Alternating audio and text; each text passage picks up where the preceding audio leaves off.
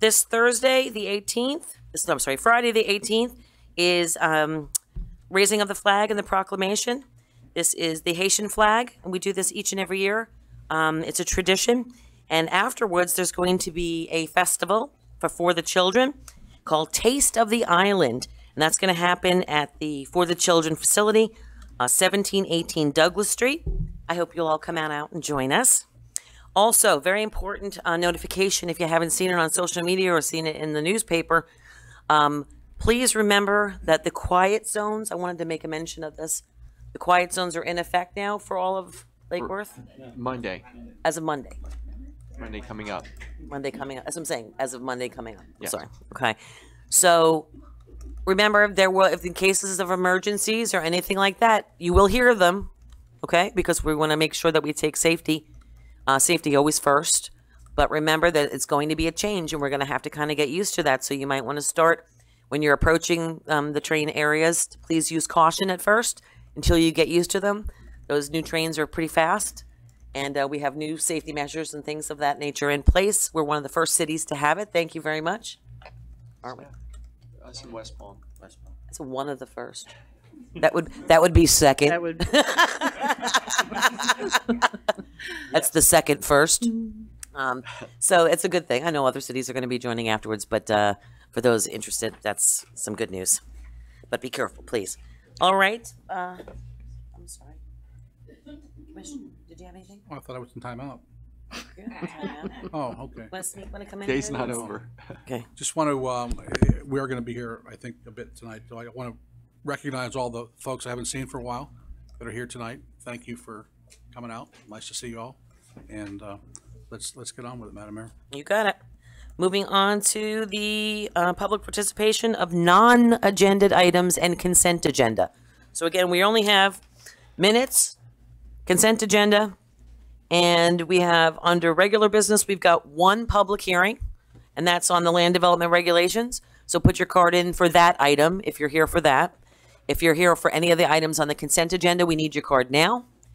And if you have any items on the any of the other items under electric utility, you can put your cards in on that.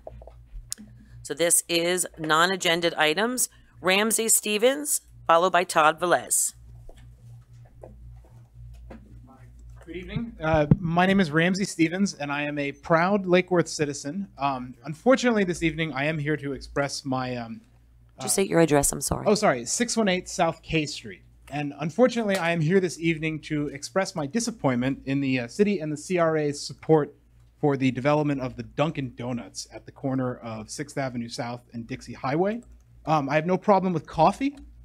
We've got a lot of great coffee in the city already. Unfortunately, that piece of property anchors, the southern entrance to our Dixie corridor and was one of our best opportunities for revitalizing the south side of the city. So I just would ask that the commission really stay on top of this project as it moves forward and hope that it grows into something more than just another coffee shop at such a valuable location, and that we maybe try and take better use of public RFPs when we are contributing land to a development opportunity, because I know there are a lot of local businesses and real estate developers who would have been very interested in doing a more mixed use master plan type project at such a centrally located piece of property. So thank you. Thank you. Todd Velez, followed by Anthony DeMoro.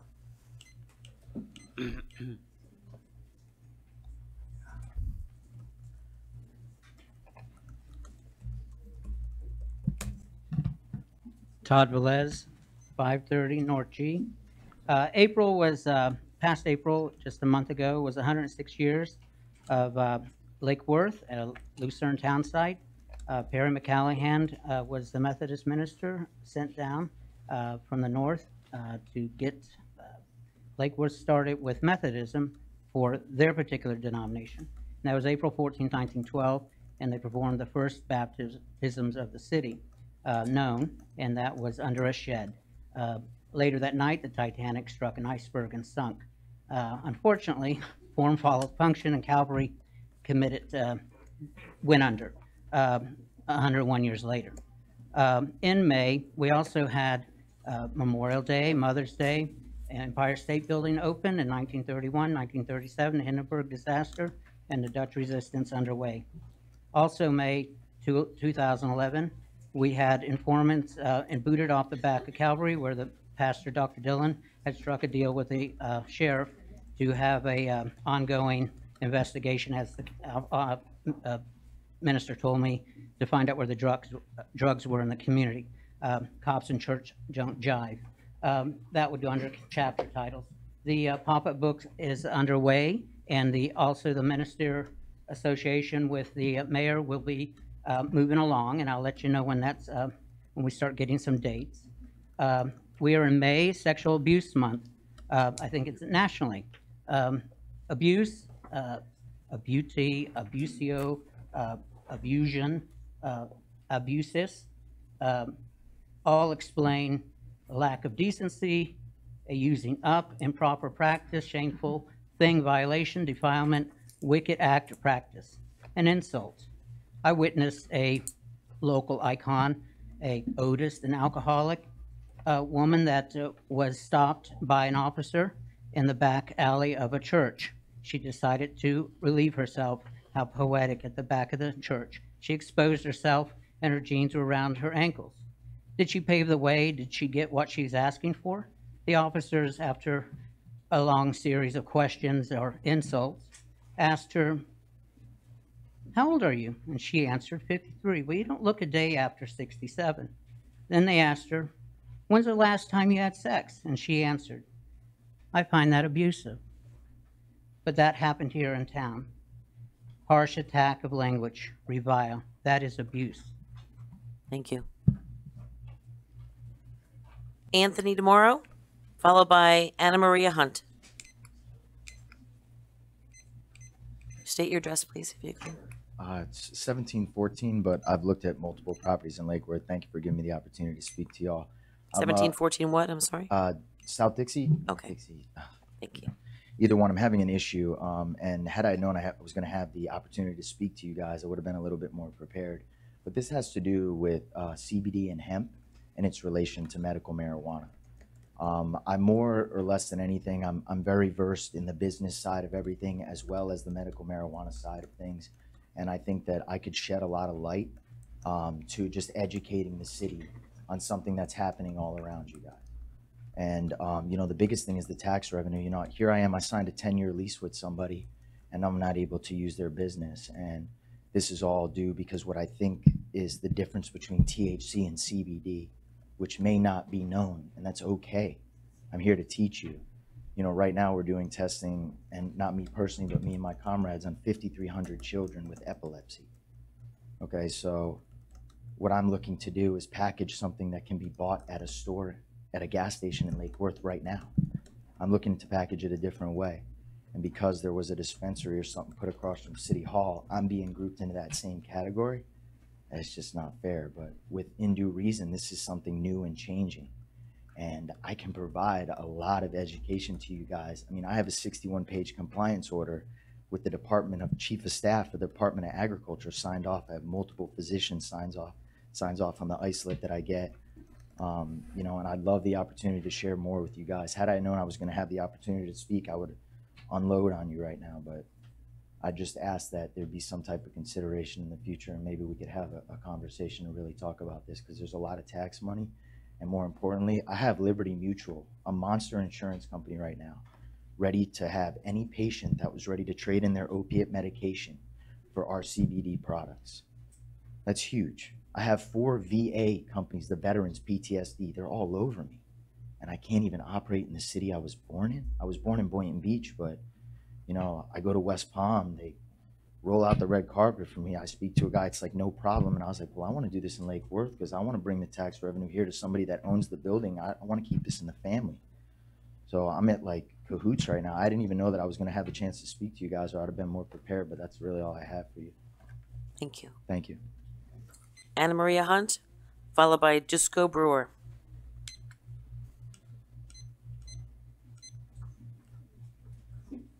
Anna Maria Hunt, 404 South C Street. Good evening, Honorable Mayor and Commissioners and City Manager. I'm happy to say This year, Royal Poinciana will be participating in the raft race. Yay. We have acquired a raft, but we have a problem, and I thought this might be the correct forum. If I could have a show of hands of how many people have a boat trailer here. We need to borrow one, and I was hoping someone would loan us one. Thank you. Smart lady. Disco, followed by Peggy Fisher. That's awesome. Welcome. Good evening. Dushka Brewer, One Duke Drive, here in Lake West. And thank you very much for your 3 minutes, and I'll try not to take them all. I have written to you, Mayor, and to a number of members of the Council and Commissioners, and my concern is drainage that is flagged on the end of the Duke Drive and Holy Cross Lane. It's a little bit interrelated problem due to the fact that I've been studying your PCI index and repaving and bond, $40 million translates, I guess, $1,000 per household, and money well spent. So my concern is that this drainage hole has been flagged for 7 to 10 years that I'm aware of, and it's interrelated due to the fact that there's no way to drain the street, which floods, which erodes the pavement, which water seeps in utility trenches, et cetera, but most importantly, it's impossible to drain the fire hydrant, and we are on dead-end street. But not able to drain the fire hydrant, we're getting very contaminated water on the end due to the black fire hydrant.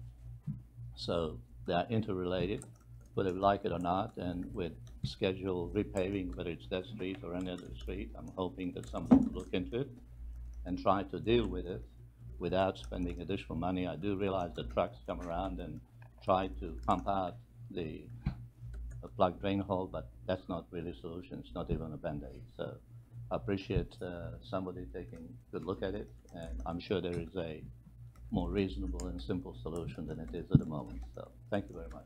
Thank you. Thank you. Peggy Fisher, followed by Joseph Torres. Peggy Fisher, 508 North 8th Street. I noticed the flags were down in front of this building, and that is because today is Peace Officer Memorial Day, and this is National Police Week, which I think we as a city should remember, make a proclamation in the future for, and recognize this week, which is to honor those officers who are killed in the line of duty. And in fact, today, the deputy in Highlands County, Florida, was laid to rest, and he was killed just responding to a dispute about a cat. So I would ask us all to remember those fallen law enforcement officers who serve us every day. And in the future, hopefully the city will remember to honor this week. Thank you. Thank you. Joseph Torres?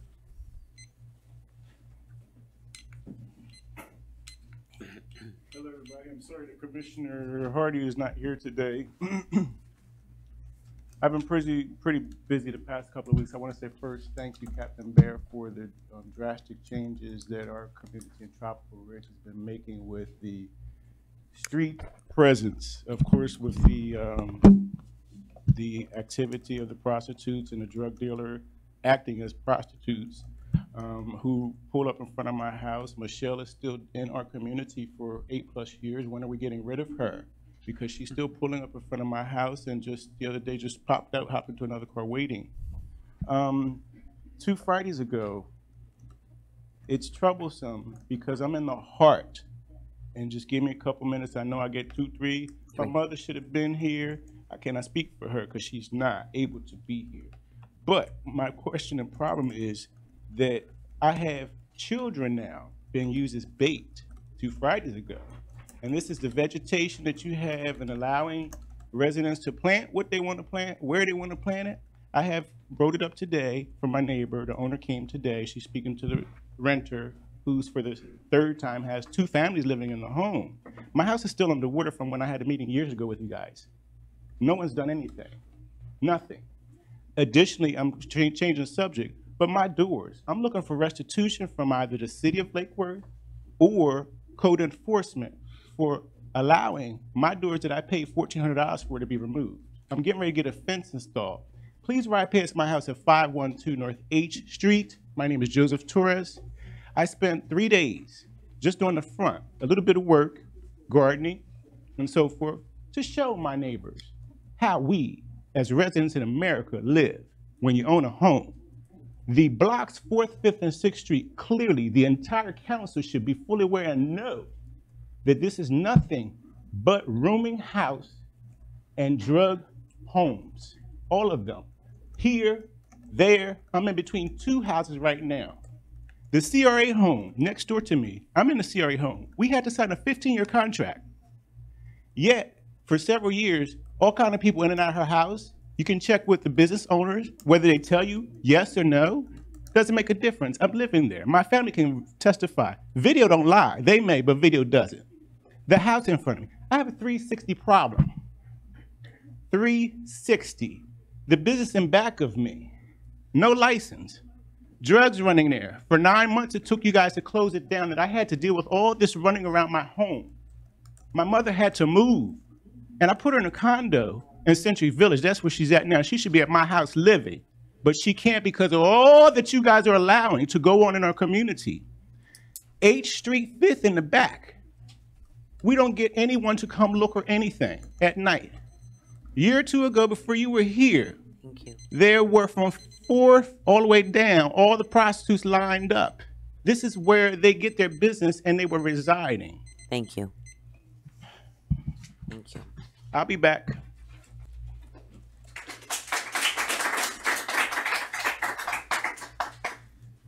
Moving on to approval of the minutes.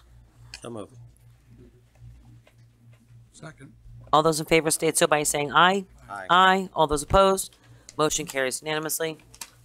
Consent agenda, So moved. moved by the Vice Mayor Pro Tem, second Second. by the Vice Mayor. All those in favor state so by saying aye. Aye. Motion carries unanimously. Moving on to our public hearing. Item 10, oh, and remember to make a note, please, Debbie, that, that included the consent agenda was the removal of I. I have it. Okay. Thank you, Madam Mayor. Thank you. Okay, our public hearing, City Attorney, would you read the ordinance? Yes, Madam Mayor, ordinance number 2018-07 of the City of Lake Worth, Florida, amending Chapter 23 entitled Land Development Regulations of the Code of Ordinances by amending Article 1, General Provisions relating to definitions, amending Article 2, Administration relating to notice requirements of public hearings and permits, administrative use permits, the City's Sustainable Bonus Incentive Program, and Plan Developments, amending Article 3, Zoning Districts relating to permitted uses, adjustments to residential lots and yards, allowing micro units, defining hotel room sizes, and creating a cultural arts district overlay. Amending Article 4, Development Standards relating to fences, walls, gates, parking, and conditional uses, townhouses, off-street parking, and vehicular uses, and creating sections relating to outdoor storage, solar energy systems, and rooftop equipment screenings, and for other purposes, providing for severability, conflicts, codification, and providing an effective date. So moved. Second? I have a question, Second. I need to, we can't discuss it until I have a motion and a second. and I can't ask a question to the attorney? No. Okay, then I'm not gonna second it. Okay. That's the gavel, Mayor. I'll second for discussion. Okay. We're going to start this, and I want to just say to everyone, first of all, professionalism on the dais here and in the room here. Let's all be kind to one another. We're neighbors. Okay. I've heard a lot of feedback on this. I've taken a very close, hard look at this. I've had staff meetings about this. I don't think anyone sitting here right now is thrilled about the status of this document or backup information here. There's a lot to be discussed, so let's discuss it together as a community and as a family of Lake Worth, and let's get through it, and we'll find out what we can deal with, what we can't deal with. I would say, honestly, I'm just going to state my personal opinion for the record before we get started. I'm personally not in the habit of wanting to micromanage the citizenry of my community in regards to what they can put on their property, as long as they are doing one of two things, that it's not a disruption or a public safety hazard. Meaning, boats, trailers, things of that nature, having those things, if they are behind a partition like our ordinances had in the beginning, or they were behind a landscaping or fencing or any of these things, not in the rights of way, not in the roadways like I see halfway down my neighborhood, not those things. I don't really believe in government's necessity to dictate to you what you should do or where you should put your garden gazebo or your fountain or your this or your that. And I think that some interpretations from some of the emails and things that I received in regards to this were inaccurate, because that's not what they were restricting, things of that nature.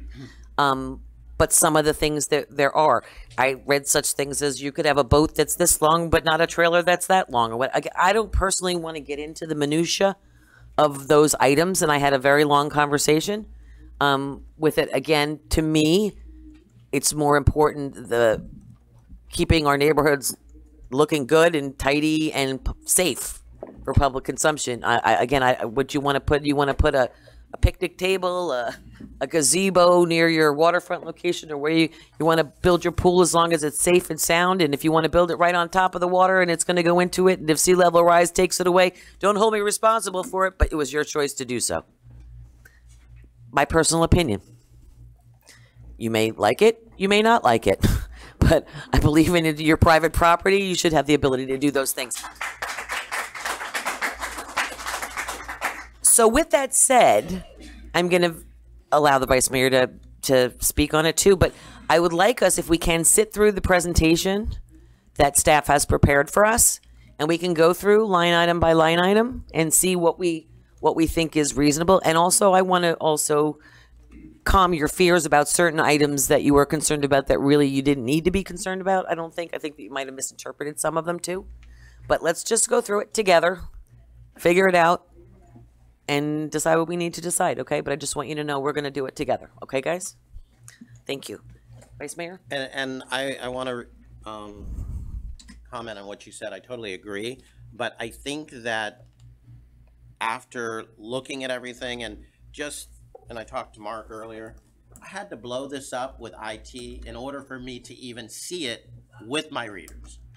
In the future, can that be blown up? And I have copies for everyone. Thank you. Because I'm sure you couldn't see it either. I have a magnifying glass. And when we're doing something like that, the perception from the public is that we're hiding something. We're not hiding anything, but the perception is we're hiding something. I'm not even comfortable, there's a lot of people here, I'll have the conversation. I'm not comfortable having the conversation tonight. I think it should be tabled personally. We have two commissioners, two whole districts that aren't here, and they're traveling for, city purposes. And I'd like to, we had a workshop, and Mark, I talked to you earlier with the city manager. We didn't go through each one of these line items to see what each district wanted or had to say. And I think we need to start with that conversation. I understand that there's some things in this ordinance that people are waiting for. I have no problem with you pulling those specific pieces out and bringing them back to us in ones, twos, threes, however you think it is important. But, I personally think, this should be tabled, and we should have a lot more conversation on the main issues and the meat. And one would be boats and trailers. I'm the native Floridian. We're a cottage town. We sit. Again, I agree with the mayor. As long as it's maintained, it falls into our code. But also, neighbors, police your districts. I know the mayor and I both have gotten a lot of emails this week from my district, College Park area, the Duke. You got a lot of crazy going on. You got trailers with no boats. You've got no tires. You've got piles of wood on trailers. Talk to your neighbors. This shouldn't happen. So that's where I am. I personally think, we shouldn't be spending hours and hours spinning our wheels on something that we really need to come back and have conversation on. I'll see what the Vice Mayor Pro Tem has to say, but I also want to say too, though, and City Manager, you can attest to this. This is where, our code enforcement professionals that we were just up here, saying whatever, some of these items that we were talking about crazy, it's not their job to police their neighbors. It's our job to police them. Well, You know what I mean? But They shouldn't have to confront their neighbors over whatever. I mean, you can say it if you're friendly with your neighbor. Hey, guy, what's up with that? But, yeah, no, but I live in that neighborhood. That's my neighborhood too. I've seen this stuff. I've seen wood with nails sitting there. You know, while I'm walking my dog next to it, and it's been sitting there in the same pile for 3 weeks now. You know, we have to do that too. That's our job as well. So I don't want to put the blame on you guys or put the onus on you guys too. I'm content with, I don't know, Vice Mayor Pro Tem, you tell me what you'd like to do. I mean, I'd like to bring up some of the items that are blatantly, I mean, if you want to not have the conversation, have the conversation. I mean, I want to bring up a couple of items that are on there that were incorrectly mistaken by some of the people that reached out to me, so that I don't want people to be fearful, and we're going to have a conversation and we're going to take care of this. I just want, I don't know, how do you feel about it? Well, let me first begin by saying that I don't want to not give staff direction is to come back another time and then have them wait and they've all come out. you know, I don't like to micromanage the administration. That's not my job.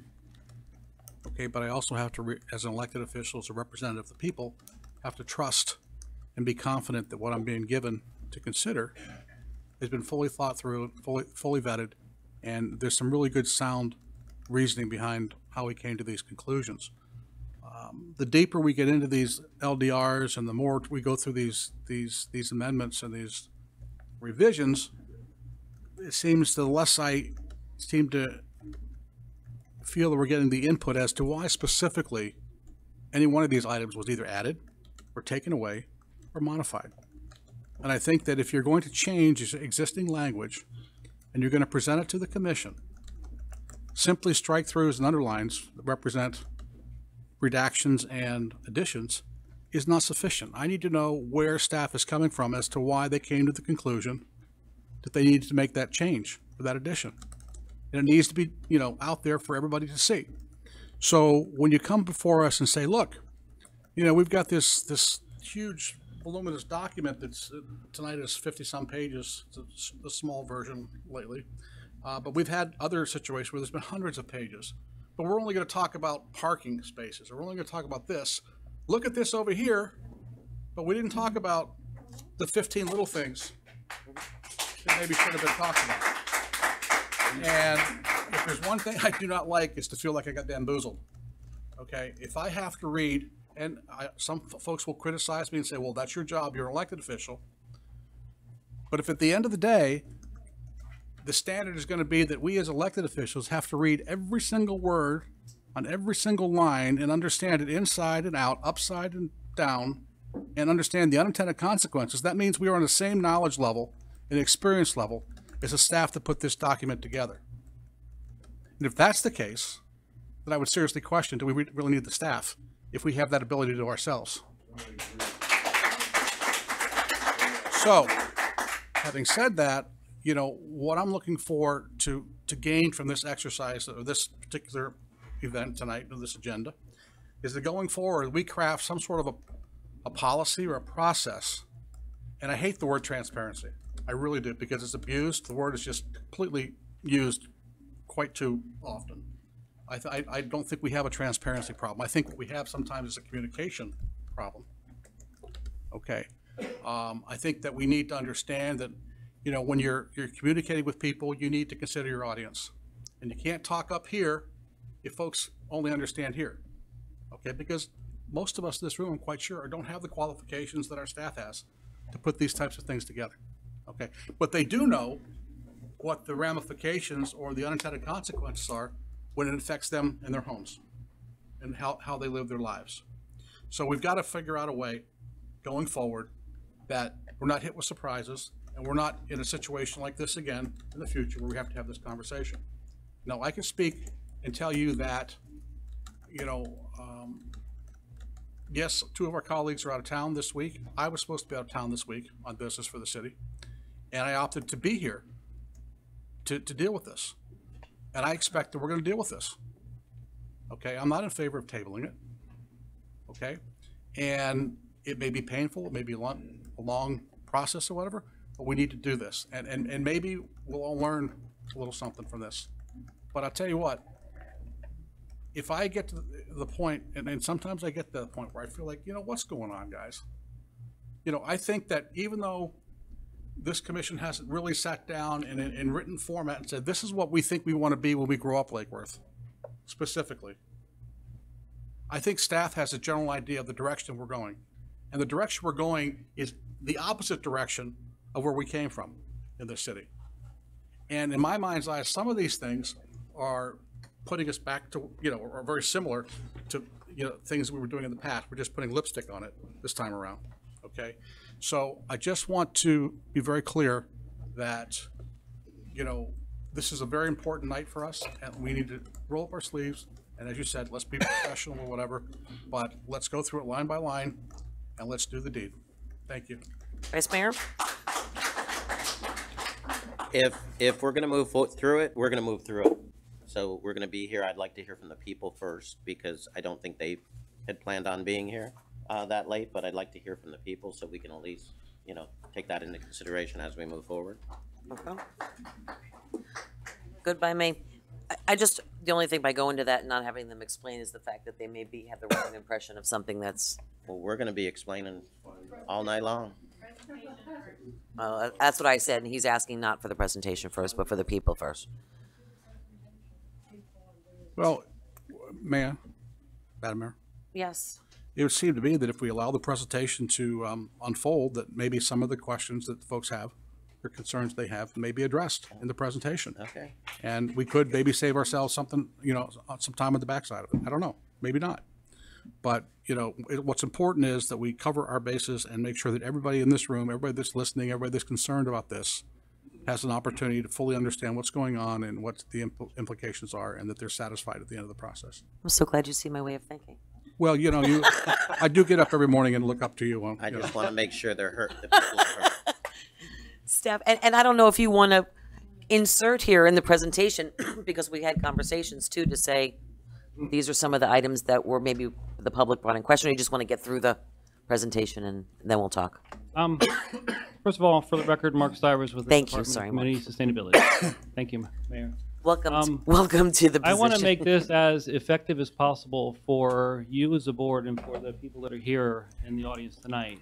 There may be some issues that are non-issues that if we don't need to spend time on, I can quickly highlight them and go on. I'd like to just go, the whole ordinance is set up by exhibits. We can go exhibit by exhibit. If you want to stop and dig into one, let's do it that way. And if you need to jump back and forth, I'm ADD, I'm all over the map anyway. We can go any direction you want. But I'd like to get going. We can go through this as efficiently as possible. And as you guys have questions, please let's stop and discuss them as we go. Does that work? Sounds good. Okay. So the goal of this ordinance, just to provide clarity, this has been a body of work that has just simply built up over time. The intention wasn't to, and I'm not trying to make fun, but to bamboozle anybody or to bring things forward in a confusing way. It's just that there have been a lot of changes that have been logged over a period of time that are just now being brought forward. So the volume of this ordinance really reflects more the collection of changes that we had. And when I came on staff here last year in the fall, that one of the first tasks that William gave me was, hey, let's get this thing together. We had a hurricane that took a few weeks. We were dealing with a comprehensive plan, and we were trying to get this body of work along with the other stuff together. So we had an initial workshop back in November of last year to go over it with the two boards, the Planning and Zoning Board and the Historic Preservation Resource Board. At that workshop, we got feedback from them, and we looked at those suggestions, decided which ones we think are fold into, which ones we bring to you as additional questions. We then, in March, took it back to the Planning and Zoning Board and the HRPB to say, okay, this is now your formal hearing to look at this ordinance to make a recommendation to bring it forward to the City Commission. We completed those, we got feedback from them. We then in April had a workshop with the Commission to then try to walk down through it.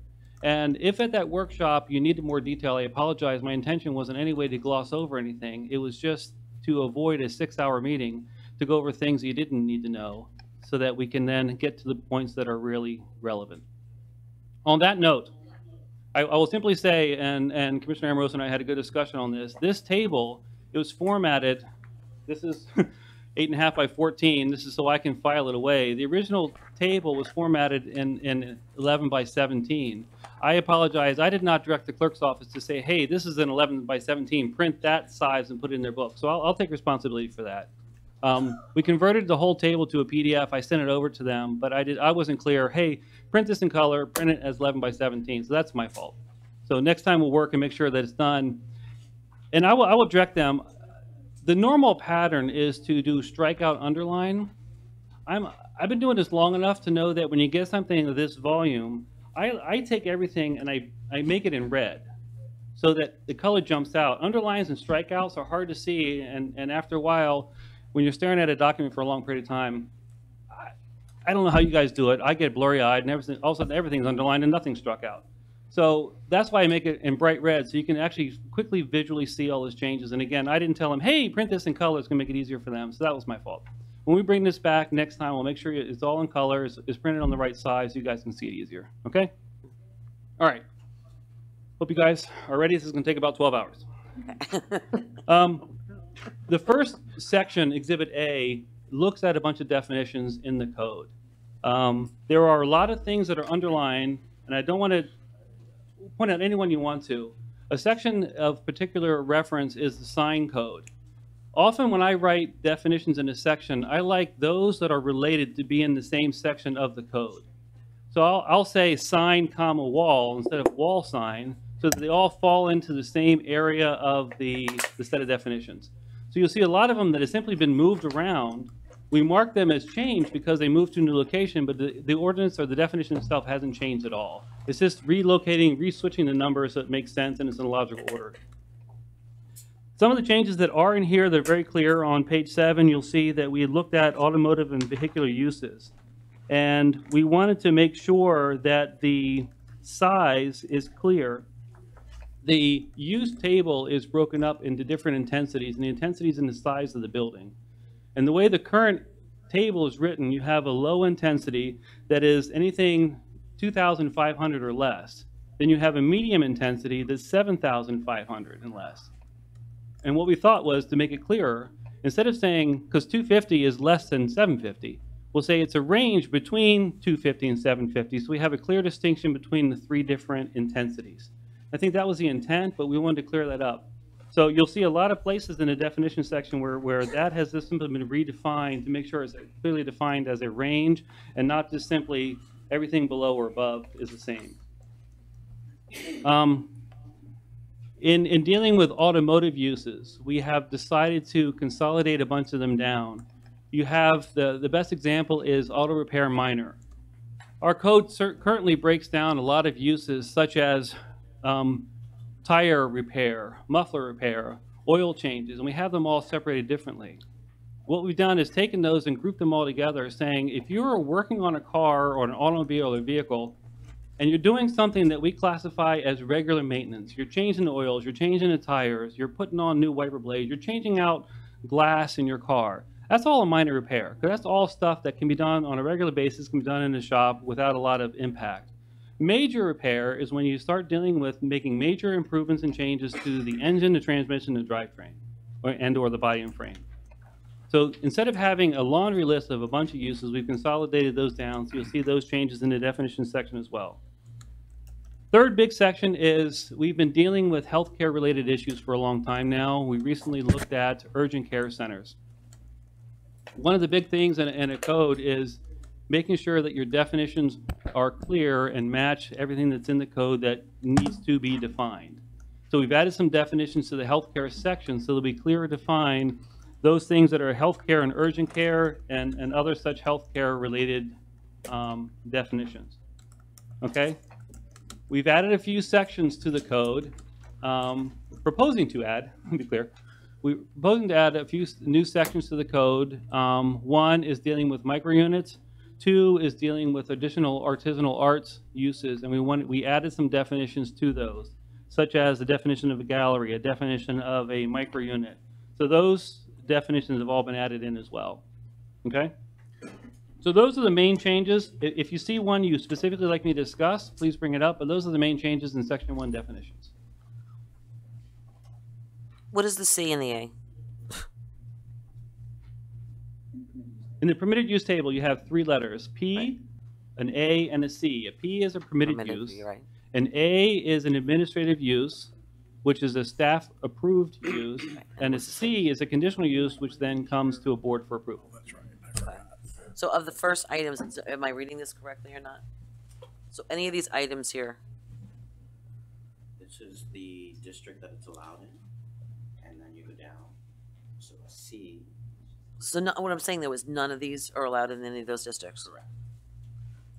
So you've jumped over to the use table. If you want to jump over there, that's fine. Okay. This is the large table. I think you guys are well aware of this. This is the large table that regulates. Can I get on the screen? Sure.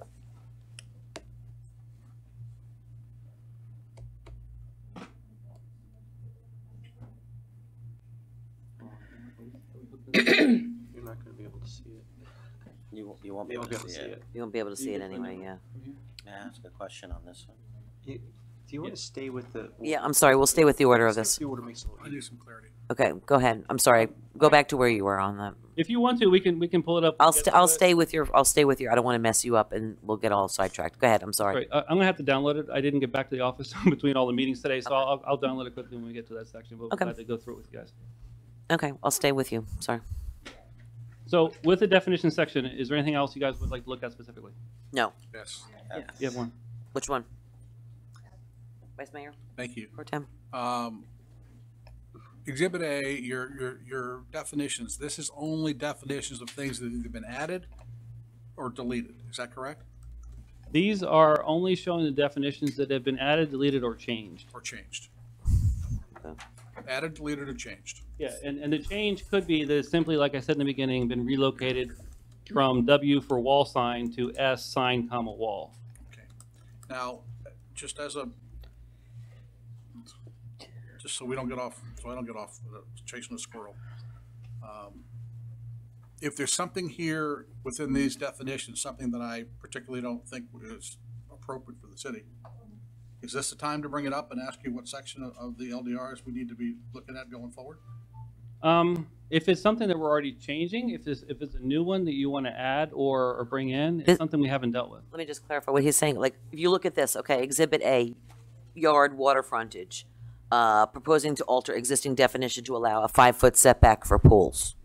Okay, is it from the front of the bulkhead or the back of the bulkhead? Is it from the if we have a further conversation in regards to that and change what's listed later on in the presentation, how can we approve that section or give you insight into that section unless we got to the other section? Get it?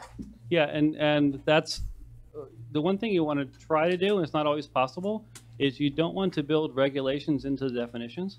So you try to define something in the definition section and you regulate it in the regulatory section. So the part you're talking about is a regulation back further in the ordinance.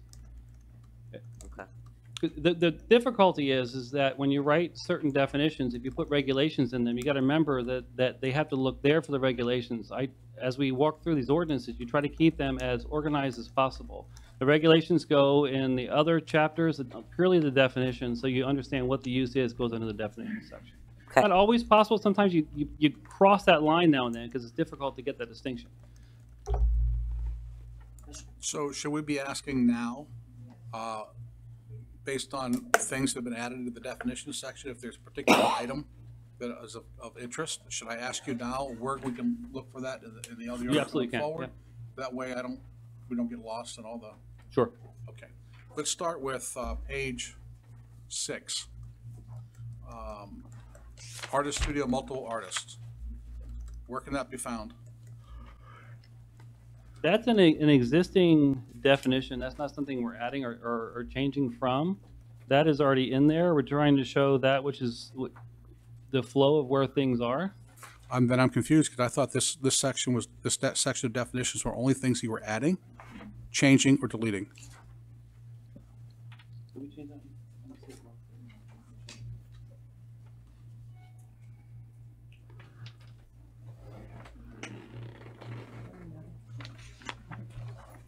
Okay, I will apologize. That all should have been underlined. This is in regards to the new section where we're talking about the arts-related businesses in homes. I'm quite sure of that.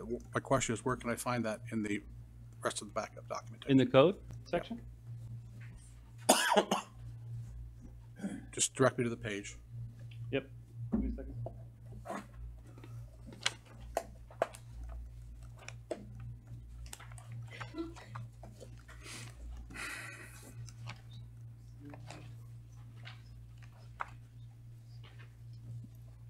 We are in section.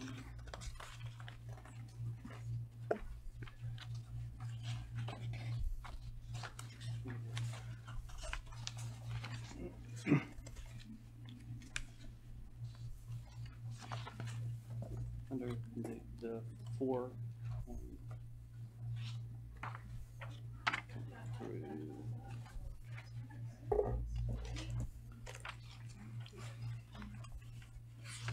I apologize, this is why these things are so big.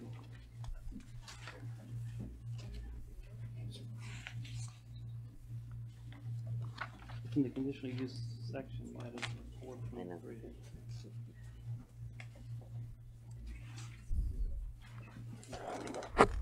You just have to find this quick. This one. About- Just the only one that's been blown up. That's the only one I blew up. I wonder if you could make a copy of that and pass it out. Would it Well, there's help? only one copy of one of the tables. It's not on the tables. Oh, That have my hot Thank you. You can read Okay. it online. It's Exhibit I in your ordinance. What page is that, please? 45. 45. And if you're going to jump to that one, I'll get to No, that. no, I just want to know, so when we get to page 45, Okay. you know, I don't want to take you off, let's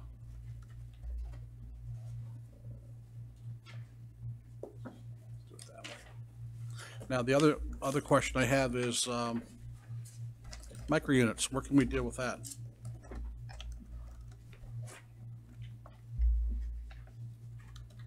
Micro units are in, it's in section N. Age. Probably 80, 78. I don't know. It's 88 or 89. I have an older version. It's 89. 89. Okay. And then I have one more really quick question. Now, what Vice Mayor Amoroso has handed out for us this evening, 88. Well, I don't know about this. Is just one of the use tables. There are a number of use tables here. That's correct. In the book. You know, I'm trying to find it. 89. There's like a lot of these really small print pages. I don't know if there isn't a page 89. There is no 89. 88? It ends at 87 in my book.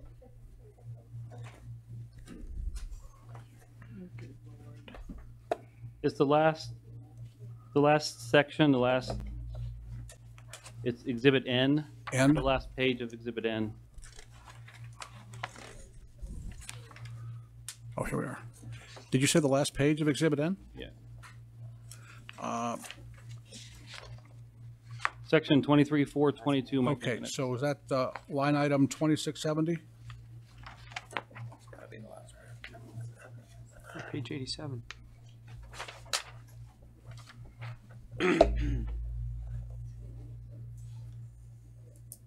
Because if that's it, it only speaks to, oh, there it is, section, I got you, top of the page.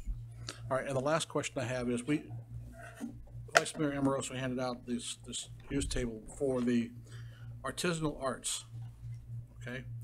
And if I'm looking at your definitions, one of the things that I see here, you have arts, hopefully I'm reading this right. You have arts-related personal improvement services, and I don't see, I guess that would be, you break it down into painting, sculpture, and then you have artist studio, single artist. But you don't have that on the use table. What I'm saying is you have single artist is one definition and multiple artists is a second definition. Mm-hmm. And the only thing I see on this use table is under medium intensity for artisan studio. I assume, I probably shouldn't, that speaks to those two definitions. It does, and when you get into Exhibit I, what you're looking at is breaking down the studio, whether it has one artist or multiple artists. It's not a difference in use, it's a difference in the regulations. Okay, so, and these artisan studios are permitted in multi-use Lake and Lucerne, multi-use First and Second, I guess that's First and Second Avenue, multi-use East, multi-use Federal Highway, multi-use 10th Avenue, 10th and 6th, downtown. I'm a little confused. I thought this is an arts overlay. These were for the arts overlay district, which was Lake Avenue South, F Street, G Street. Sure.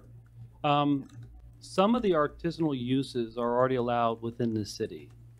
What we are looking at in this district is in a special overlay district, allowing arts-related uses within homes that are single-family homes within that district. So it's different between a standalone studio as a commercial use and a use that was be allowed within a dwelling as a home-based business. So I want to ask the question directly. The only way that you can live in your home and sell and work on art is in the overlay district south of Lake on F and a couple of streets. If this ordinance is approved, that would be the only place you can use in the city. As an artisanal use in your home. That is correct. The only place in the city. That's the only place in the city. You can have a standalone shop on a different part as a commercial business. The only place you can do it in your home is in that small box. Okay. We'll get to it. And that's spelled out somewhere here. Absolutely. Can you tell me where it's spelled out? Where the district is Or is defined? So what is the difference between all the neighborhoods that you were just talking about? No. The clarification I think was that you can have an art shop or a gallery or whatever, as long as you have a commercial storefront and a license and standalone business. Is that correct? Mm-hmm. You can't live in it. Got it. All right. Thank you. We'll get to that. We'll get to the map. Unless you guys want to see it now, we'll get to the map and get to section I. Vice Mayor? Okay, let me take a bite. We had a conversation earlier. One of the big problems I have with this, remind us what the A stands for? Administrative use permit. Okay. I personally have a problem with so many A's. Yeah. Because depending on who the staff is, the staff will look at the ordinance and says, yes, it's in our ordinance. Yes, you're approved. And that's what happened with the last problem we had downtown. I got a problem with all the A's. I think that needs to be changed. When it comes to us, just like we're doing tonight, we hear from the public, we're vetting it. We hear a lot of different, we have 5 different views, 5 different districts, and we move forward with what we think with the knowledge we get from the people and how we make that decision. So I think there's a lot of A's. Up here, yard water frontage. I think that's where we were getting a lot of emails and a lot of confusion. Because that never came to us, and especially this is one of the big issues in my district. The sizes of boats, the sizes of trailers, some of the confusion, the trailers weren't big enough to hold the boats. Some people already have it going on with, nicely landscaped and, again, they should be able to put the boat on their property if they have the room. If it falls under our code and it's well kept.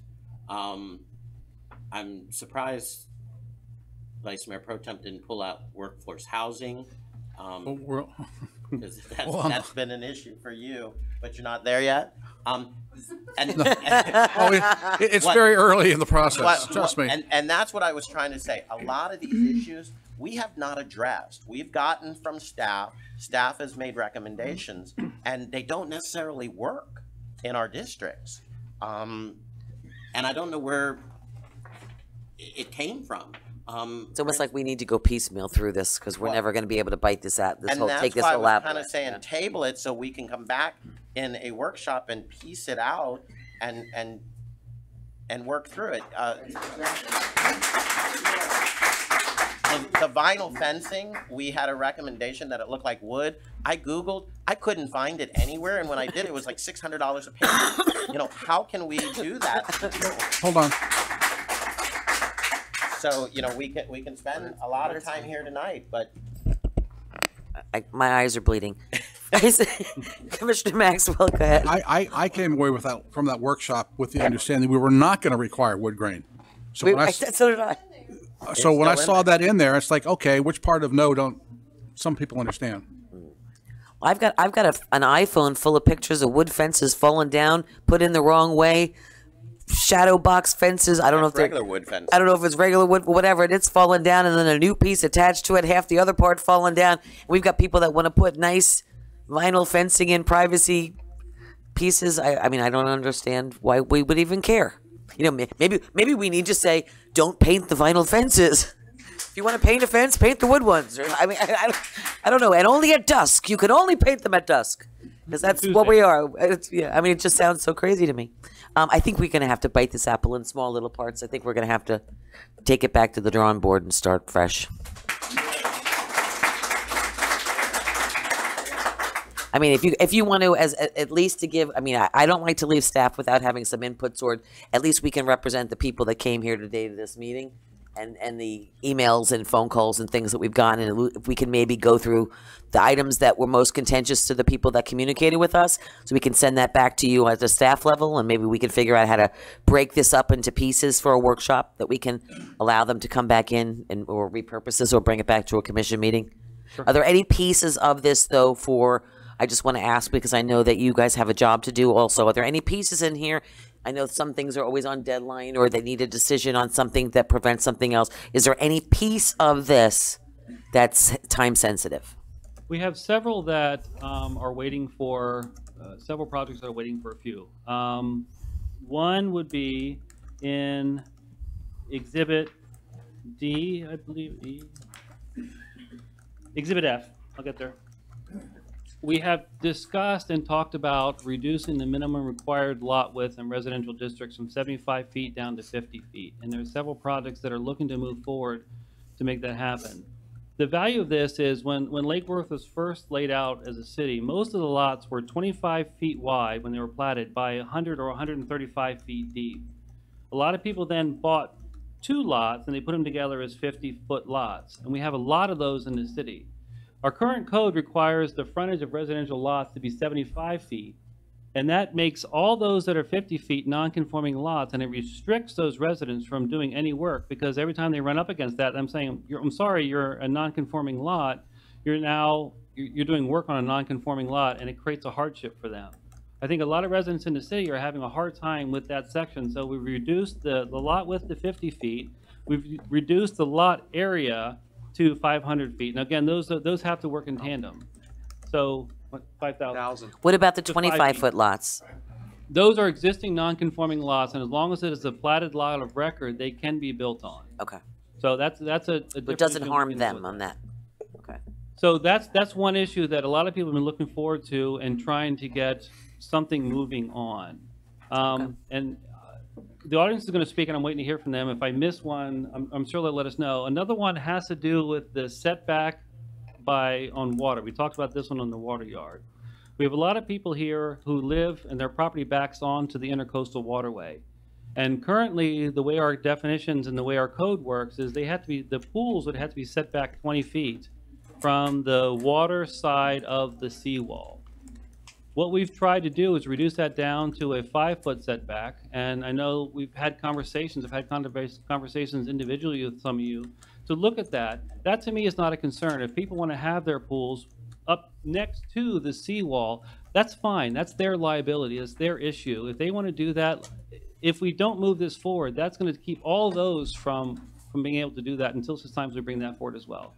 Any significant change to this ordinance, we can do.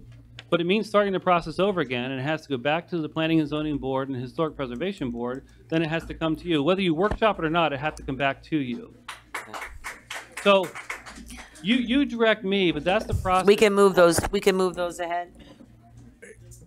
Yeah. We can pull those two out. Let's pull those two out, and let's see what else. Any other items?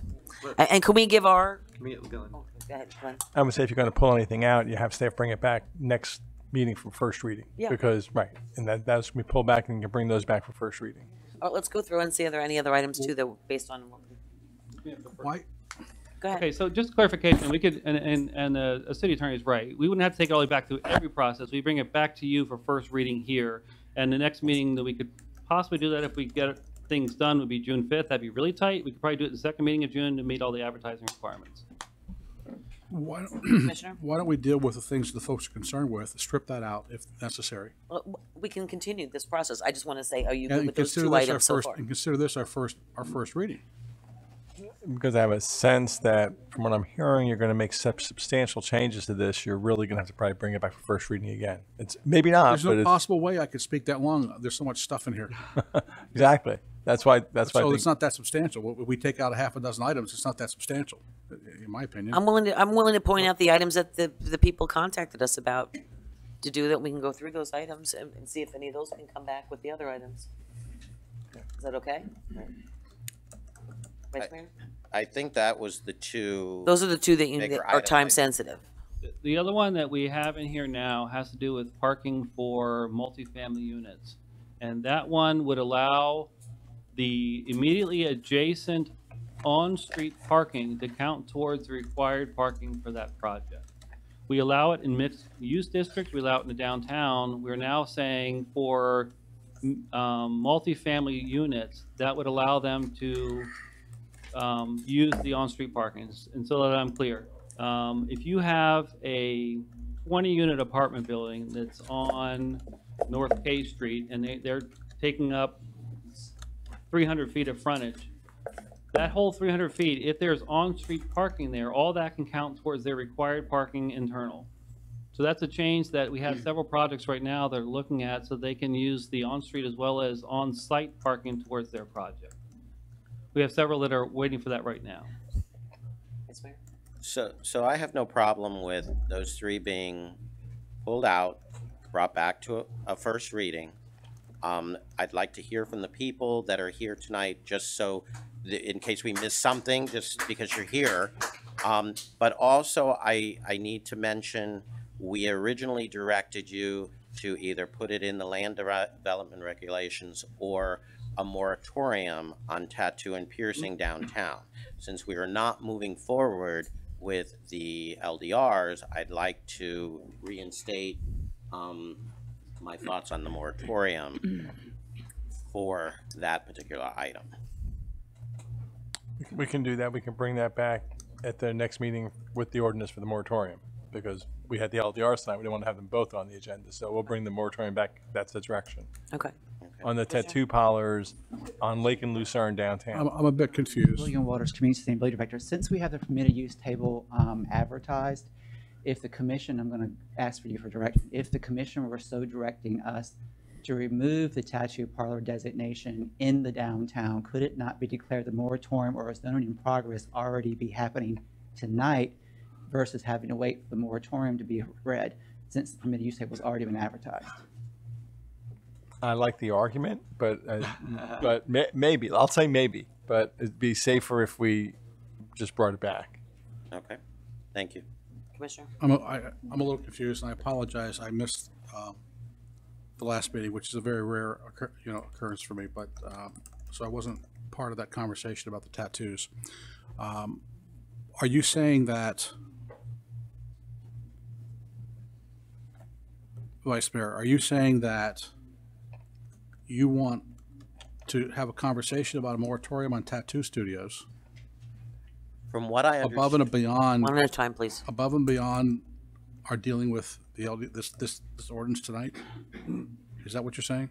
our conversation was because in 2014, we passed allowing tattoo parlors and piercing in the downtown. It was my understanding that we had always directed that they were not allowed in the downtown, that they are allowed on Dixie Highway. It was changed in 2014. I think we need a clear vision for the downtown, and I don't know that we have that. There was conversation about a moratorium on tattoo and piercing, also vape shops, but after talking to the attorney, we have to look at vape shops a little bit more because it's a little bit broader. There was conversation about a couple other uses in the downtown. And it still, to me, goes back to medical marijuana and marijuana. Again, I support both medical marijuana and legalization of marijuana, but I think we need a vision. We need to get ahead of this. My biggest concern is that, like years ago, we had a lot of antique shops downtown. I like antique shops, but we had so many, if you weren't into antique shops, you weren't coming downtown. I think we need to step back and be able to have a vision of what our downtown looks like moving forward. For sure. Thank you. I agree. And in talking to the city manager, I understand we are going to be having a series of workshops, commission workshops to try to get us all back on the same page as far as the direction we're headed. And so we're all, representing the same thing. I too was taken aback to learn that in 2014, we slipped the old tattoo parlor back into the downtown district. Disturbing, which is why I said what I said at the opening of this meeting. As far as I'm concerned, there needs to be a moratorium on tattoo shops through the entire city. Okay, we already have a fistful as it is. Okay, we have 7.5 square miles in this city. I don't care what service you want, what item you want to purchase, what lifestyle you live. Your needs, if you live in Lake Worth, can be satisfied, whether we have it or not, by going 1 minute or 2 minutes either direction from where you live. We do not need, in my humble opinion, a tattoo shop downtown when we're trying to attract a new hotel. We're trying to, encourage tourism. And in my mind's eye, when I think about it, I'm sorry, I personally don't care for tattoos. I understand why people get them, and I'm not trying to offend anybody, but there's a part of me that harkens back to, did we really talk about a new Lake Worth and then put a tattoo shop downtown? Isn't this what we were trying to get away from?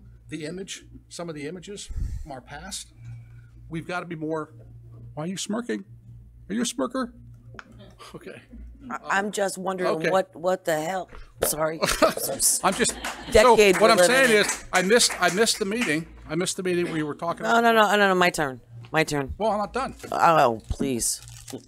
Yes. So if we're going to have a talk about things that we're not comfortable with as far as our downtown and other parts of the community, I think we need to get it all out on the table. Okay. The things we're not comfortable with. I totally understand. Okay, so we're all on the same page. Okay, I'm just saying that was a conversation that we had last time. I'm the furthest person from ever having a tattoo. I would pass out if a needle even came towards me. I'm this biggest baby in the universe. But if you haven't looked around the world lately and seen that more than 50-60% of the people and the kids are going, this isn't 1950. They called and they want their tattoos back. Yeah, Everyone look else at all has the people- tattoos in this community. Women, ankles, places that you don't even know about. They can go to West They- Palm and get their tattoo. Well, you know what? It's just so silly. It's like, wow, is this the Dark Ages? And I'm Don't get into the 51. Dark Ages. Oh my Don't give me that goodness. part. That Well, is- not only that, it's an art. Well, excuse me, I'm talking. It's my turn. Well, I was talking earlier. Oh, mother of.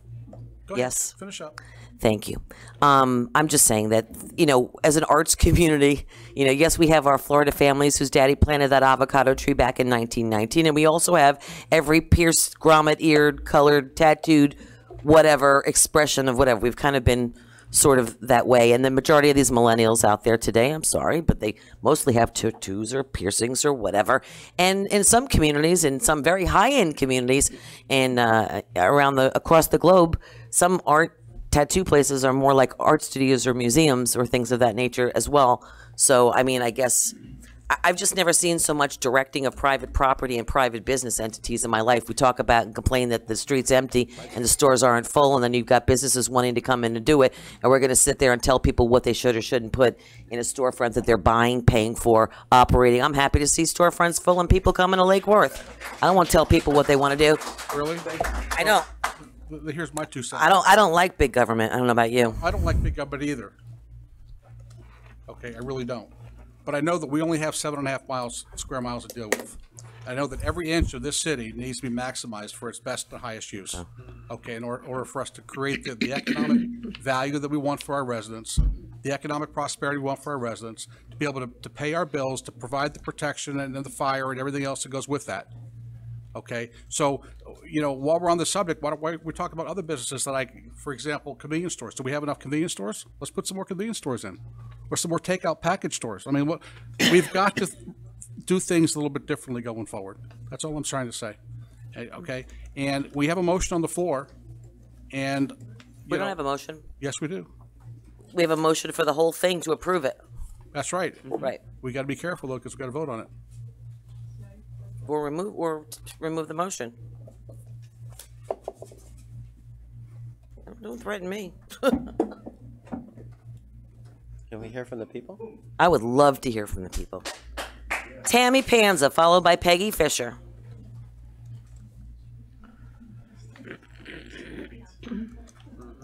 Oh, I'm sorry.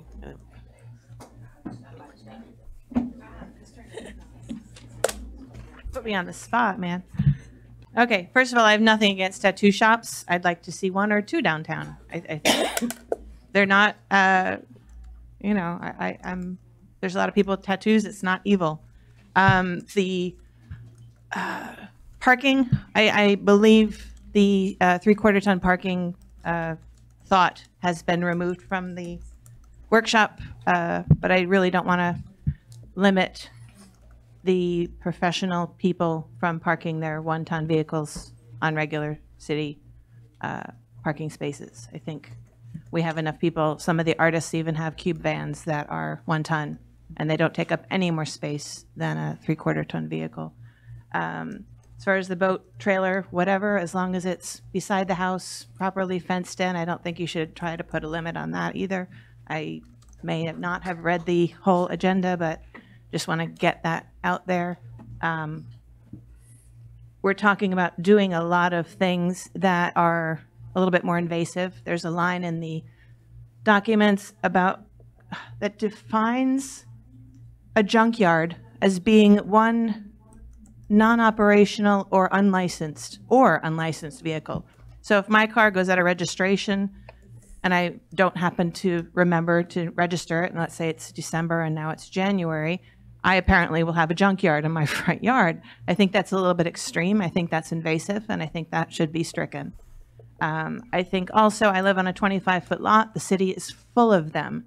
You're zoning them out of the city. You're putting overlays on them and not giving them enough protection. So I'd like some respect given to the historical cottages that have little granny flats in the back with a smaller cottage in the front.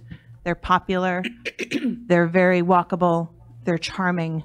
They're a draw to the city. They're being written out of the code right now. So thank you. Thank you.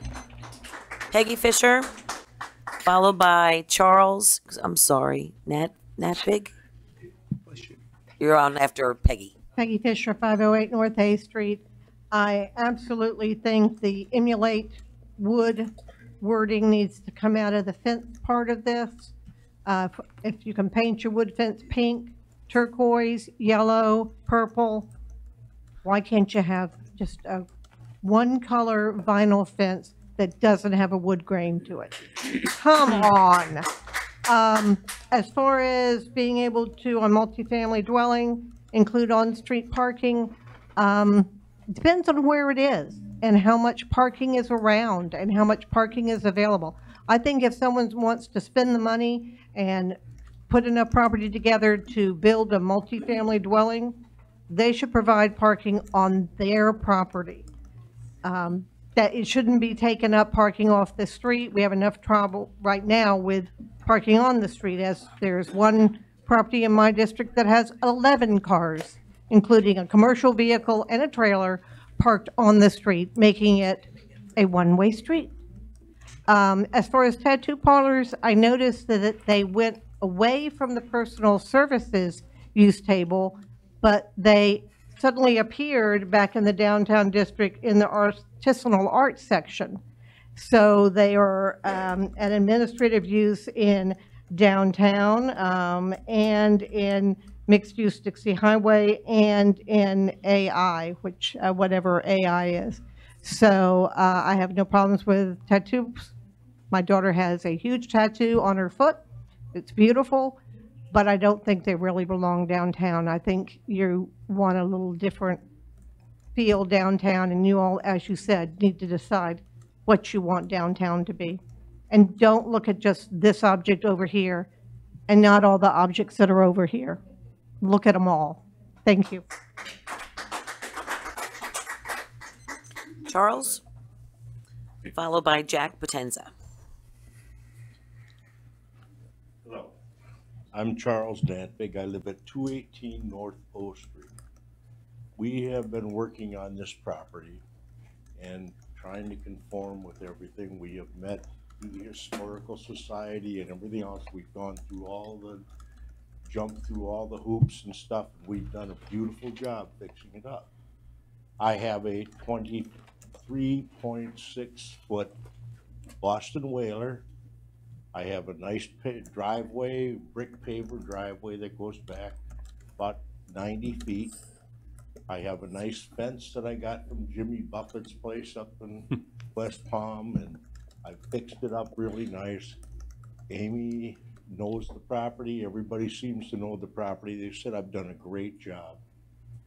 I've followed all of the ordinances, and they've signed everything off. I have a problem with the boat. It says that they're going to change it to 27 foot for my trailer. Now, I mean, if we're living in communities, some community that you have to keep tracks of everything and you only have so many feet. I have enough footage and I have it properly maintained. My trailer is 28 feet long. That's so that it doesn't hit the back of the truck when I try to turn the corner and back into things. The motor sticks out a little bit further than that, probably another 1.5 feet, 2 foot. So you're looking at a total of 30 feet from point A to point B. Well, in this piece of paper that whomever put together must not own a boat or of any decent size. Thank you, sir. Says that it can only be 27 feet long. I mean, come on. Thank you, sir. We live in a community that has an ocean out here, not a lake. Thank you, sir. You know, thank you. Thank you. And just remember, you got your 2 minutes, and if not, we bring out the hook. We yank you out of there. No, just kidding. Just remember, be courteous to everyone else that has a card in. Hi, Jack Potenza, 2607 Holy Cross Lane. Some documents were given to commissioners. They are accurate. They are not confused. They're very clear. Many of these were verified with planning and zoning. So if they tell you something is misunderstood, not true. First of all, it's very clear. Wood fences must emulate a wood finish. Clear as a bell. Shouldn't be there. Second thing, boat trailers, gentlemen, I'm sorry to correct you, it wasn't 27 feet, it was 25 feet they're limiting it to, as here. RVs used to be 40 feet, 30 feet. If it's screened, it's on the side of your house, why are we tightening those rules? Next thing, outdoor storage. I had a conversation yesterday with planning and zoning officials regarding this. I said, did you have a typo and left out the word or required? They said, no, it was not a typo. This would preclude storage in the setback area. I said, well, I thought it was a typo. No, it wasn't. I said, that's crazy. They said, well, if the commissioners tell us to change it, we will. Next one. As far as the setbacks here on accessory structures, these were things that were discussed with a zoning department, and they were told that these are accessory structures. A masonry-made fountain is an accessory structure, okay, by virtue of zoning department, West Palm Beach. Another one, a cupola, if it is mounted into cement, it is an accessory structure. Davits are accessory structures, according to West Palm Beach. So all I'm trying to tell you is we didn't make these things up. So I think you need to be clear on what are accessory structures that would not be allowed and what accessory structures would be allowed. And why the heck are you telling waterfront owners how to design their own backyard? Waterfront owners want privacy. They want walls on the side like everybody in Palm Beach and most everybody. Very few do not want the privacy. I only know of one property that doesn't care about privacy. So I know I only have a few seconds. I thank the commissioners. Thank you. Dusko Brewer, followed by John Laser. If I screw up your name, I'm so sorry. Doing my best. Thank you again for your time. I was born in a different country. Happened to be communism. Everybody micromanaged everybody. Everybody had their dreams, what it's supposed to be. They all died. Everything changed. We would really like to know, we live here, we invest money in Lake Worth. We invest money, our interest is increasing our property values, protecting our property values. Your job, equally as mine, is increasing my life savings, my property values. That is your job, safety, security, and protection of my investment. Please be careful. Don't over-regulate. Let the market regulate for you. We enjoy Lake Worth, look forward to Lake Worth growing, becoming a better community. We appreciate the safety and security. It's a paramount. We appreciate capital improvements, $40 million. It's a paramount. Whether somebody wants to see me naked in my backyard, it's my privacy. Please leave me alone. Thank you very much. Thank you. John Lazar? John? You get to leave? Okay. He didn't write anything, so I can't read it for him. Daniel Shepard, followed by Michael Beautyman. And no, I can't call you last. I have to do it in the order. It's right. Yeah. Madam Mayor. Hello. Mr. Vice Mayor, Commissioner. I'm Dan Shepard, 1902 Notre Dame Drive. I'm not going to address individual issues on the single-family residential. However, I am going to address the procedure which has come up. Having sat on that dais, I know the convenience of doing this at a time when all the snowbirds are gone and half the owners of major properties and the higher, unfortunately, just the circumstance, the most expensive properties in town, and therefore the big tax base. That's one issue I have. I think it should have been addressed when, during the winter months when they could come. Number two, I learned about this at 4 o'clock in the afternoon today. This is the first time I knew anything about it. I didn't know anything about a workshop or anything. I think, yes, you've done the legal required notices, the minimum legal required notices. This is affecting people's values on their property. It is affecting the tax base of this community, and it needs to be the maximum notice for these owners. That's what I have very little else to say except that, but I would like you to revisit this at a later date. Now, those that are critically important, fine. But I've considered, and staff, fine. I understand that's what their job is. But they're approaching it, they may not agree with this, from an arbitrary standpoint.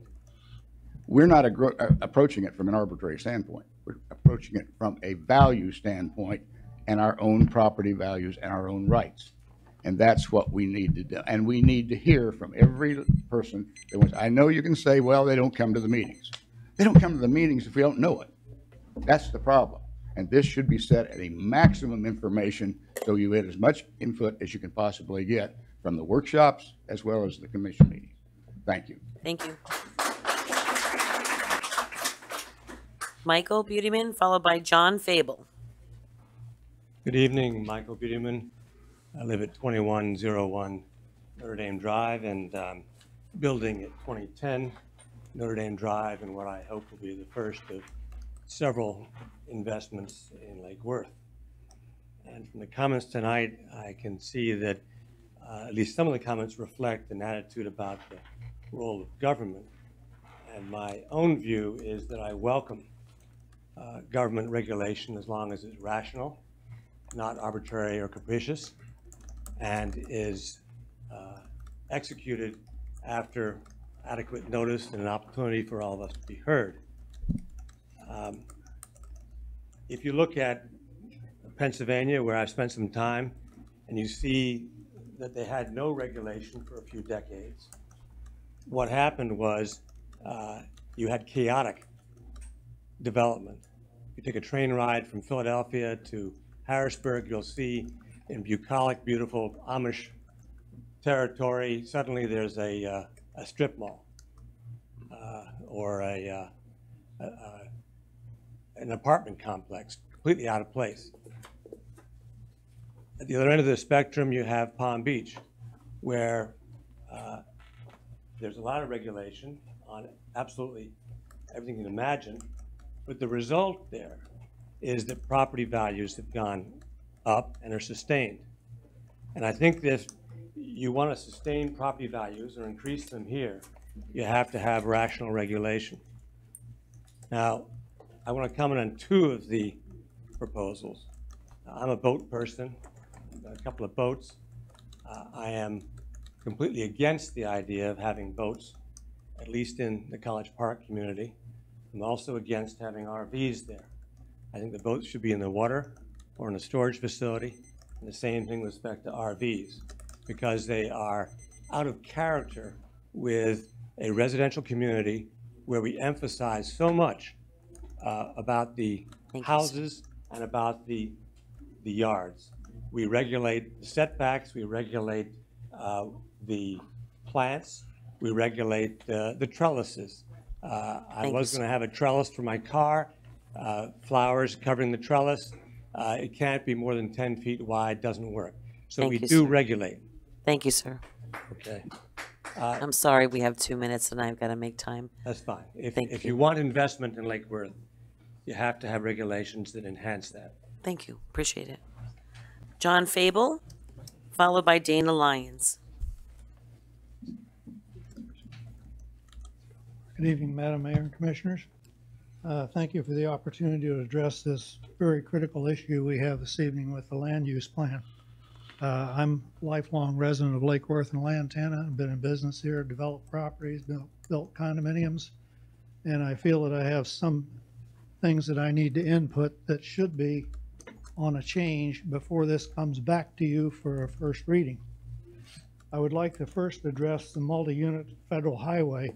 And by the way, I live at 128 Yale Drive in Lake Worth. I would like to address multi-unit federal highway, line 1078. This talks about the mixed use on federal highway. And down on line 1092, it talks about finished floor elevation of all residential structures should be 2 to 4 feet above existing grade to create the historic feeling and separation from the street.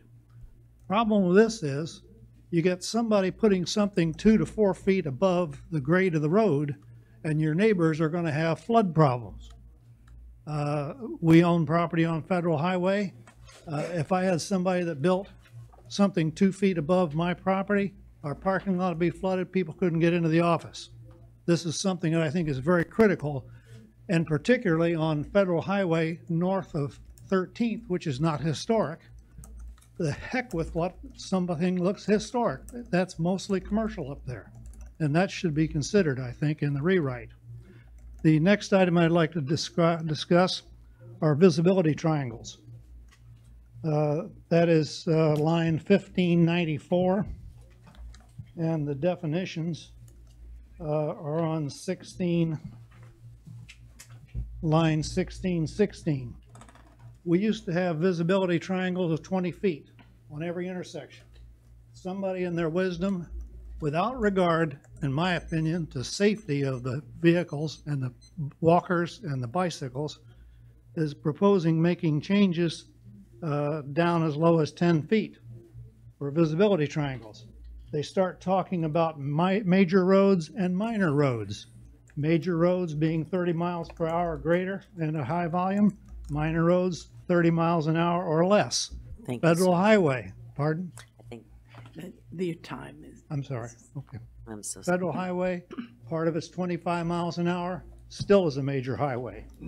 But I would like these items changed, and if I could have just one more. You know what, I'd actually encourage you, when we take a break, whatnot, if you could meet with staff to share your Okay. notes with them. All right. Staff, I'd like you to, anyone that needs to speak after and has something that they would like to add to it, if you wouldn't mind taking a moment to address them. And if you need to schedule a meeting, Okay. we'll schedule a meeting with you. I would like to increase the off-street parking. Okay, thank you. Thank you very much. Dana Lyons, followed by Pete Lyons. Good evening. Thank you for allowing me the chance to speak. I've typed my thing up. I got all my talking points in here. And so the reason I'm speaking is concerned over the regulations related to boat and RV storage. I think we need to give homeowners the right to store their boats and RVs on property. My husband and I moved here 2 years ago. Prior to that, we lived in Coral Springs, where you could not have your boat easily in your yard. It was a very difficult and onerous thing to keep your boat around, so it was a big pain. Prior to that, we lived in Miami. My husband was born and raised in Miami. We lived about half a mile from Biscayne Bay, and it was beautiful. All right, this is a boating community. It's a beach community.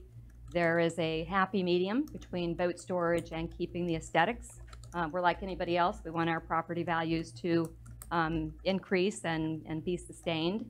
And there is a happy medium without putting owners' regulations on the homeowners and boat owners and RV owners. I mean, that's kind of what this community is about. We want to promote a active, healthy lifestyle and enjoy what nature has given us, this beautiful ocean. That's all I have to say. Thank you. Thank you. Pete Lyons? I am Pete Lyons. You must be related. We're from 901 North Palmway, and I just want to say there's a lot of common sense on this side of the microphone. Thank you very much. I really appreciate that.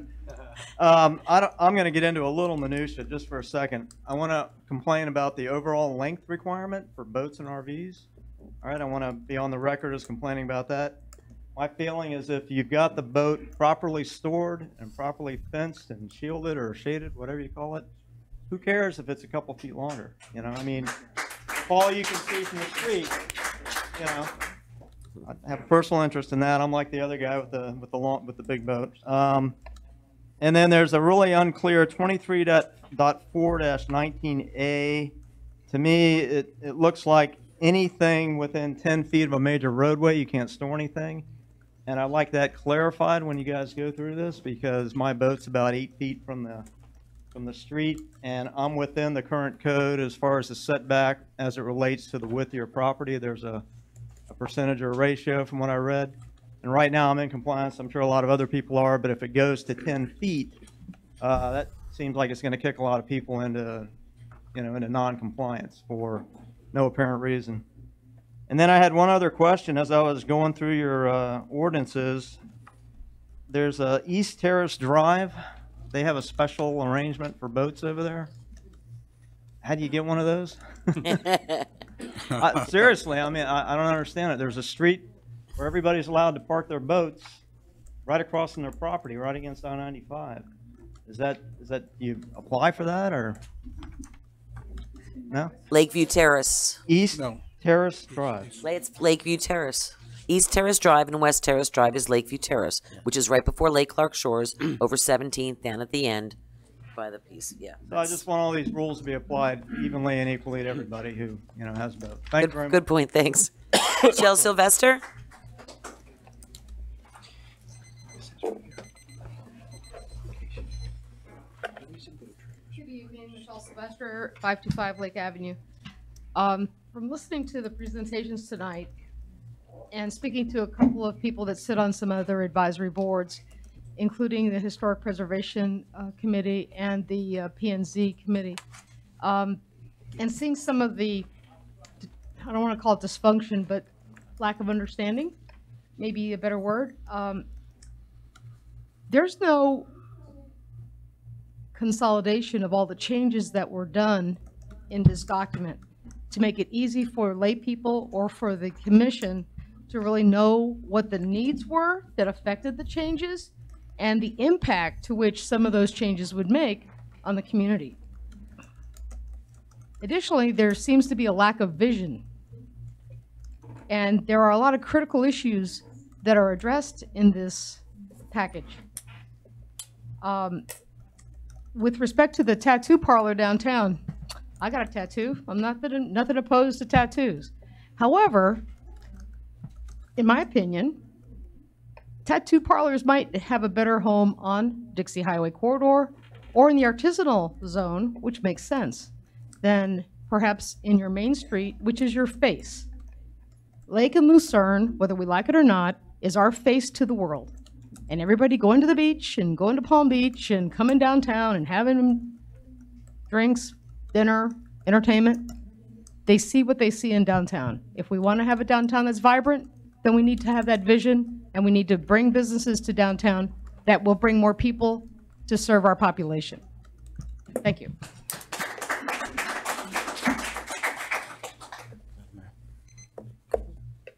Mayor? Before we move on, a gentleman mentioned something about some variances for boats. I had a code issue come across my desk this week, and the code officer said there's nothing we can do because they have a variance to park their boat unscreened in their front yard. Have you come across that? How does that happen? You know, if we have an ordinance and a code that says, these people are, yeah, I think that everyone should know that right now, the way our code and ordinance is written, I'm saying this to help you with what you're going to say. You already can't have a boat in your driveway. The way the code is written, if you have a boat in the front of your driveway that's not guarded by a fence or a structure of any kind, you should have been cited and you should have had to remove your boat. Are you aware of that? Because I see the boats parked throughout everywhere. I'm saying it's already not allowed to do that. But we have a lot of people in this room that are doing it the right way. But when code got back to me, they said they have a variance. How did they get a variance? Can we demystify? There's a lot of misinformation about what the process is and what the code changes are trying to do. So if you could give staff just a moment to say what we've been grappling with for years and why these changes are in here and what they actually say. Can one of you please carry us through that? Because there are about 7, I found out, administratively granted permits that go back years. No, I'm well aware of that. I'm just saying I don't want people to say that you can't have boats and we're a boating community. I mean, that ordinance was already there. But technically in the code, you could get an administrative permit. Doesn't say that in the code. I'll jump in. If you need to, I can pull the code up. We can look at that section. The code says 2 things. One, you... Quiet in the chambers, please. And I'm not trying to be confusing, but this is the way that the code is written. You cannot park a boat in the front yard. You can park your boat behind the front facade in the side yard or the rear yard of your house.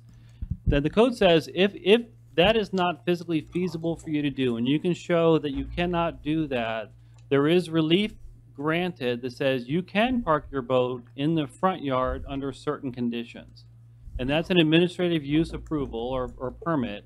The application says administrative variance. The code says administrative use permit. That's the AUP in the use table. It's a similar process to that. So you can apply to staff as long as you meet the criteria to have your boat or RV parked in the front of your house. So that's that variance you're hearing about. I hate that word, but it's an approval exception to the code of not parking in the rear. You can park in the front if you meet those certain conditions. Vice Mayor? We have 8 of them currently approved in the city. And you have 8 of them currently approved. Okay. That's where I have a problem with the A, going back to the A. Somebody in staff, and I'm sure it was years ago, well before our time, approved these. And again, a lot of those things become derelict. They become, not the prettiest RVs, things like that. Is this, Mr. Attorney, is this something that you can revoke? Is it in the ordinance that they can be pulled back? How do we address it when they become a code issue? Because that's how we knew of it, because they are definitely code issues. On a go-forward basis, you can certainly restrict it. You can say no variance is allowed, period. I mean, if the commission says we only want boats in the back or screened, then that's what you're doing. I think what you've got now is a process that does allow there to be this administrative variance, and I think what Mark's saying is there's been 8 of them total in the city. To go back and try to revoke those would be difficult unless you went through some kind of a a process that granted people a certain amount of time, maybe several years, to come into compliance. Well, follow up real quick, Madam Mayor. Yeah. So they can be there, but if they have code violations, they're on bricks, they're on, we can move We can forward still with cite that. them if they're not parked according to the code and or their approved permit. They have to maintain that.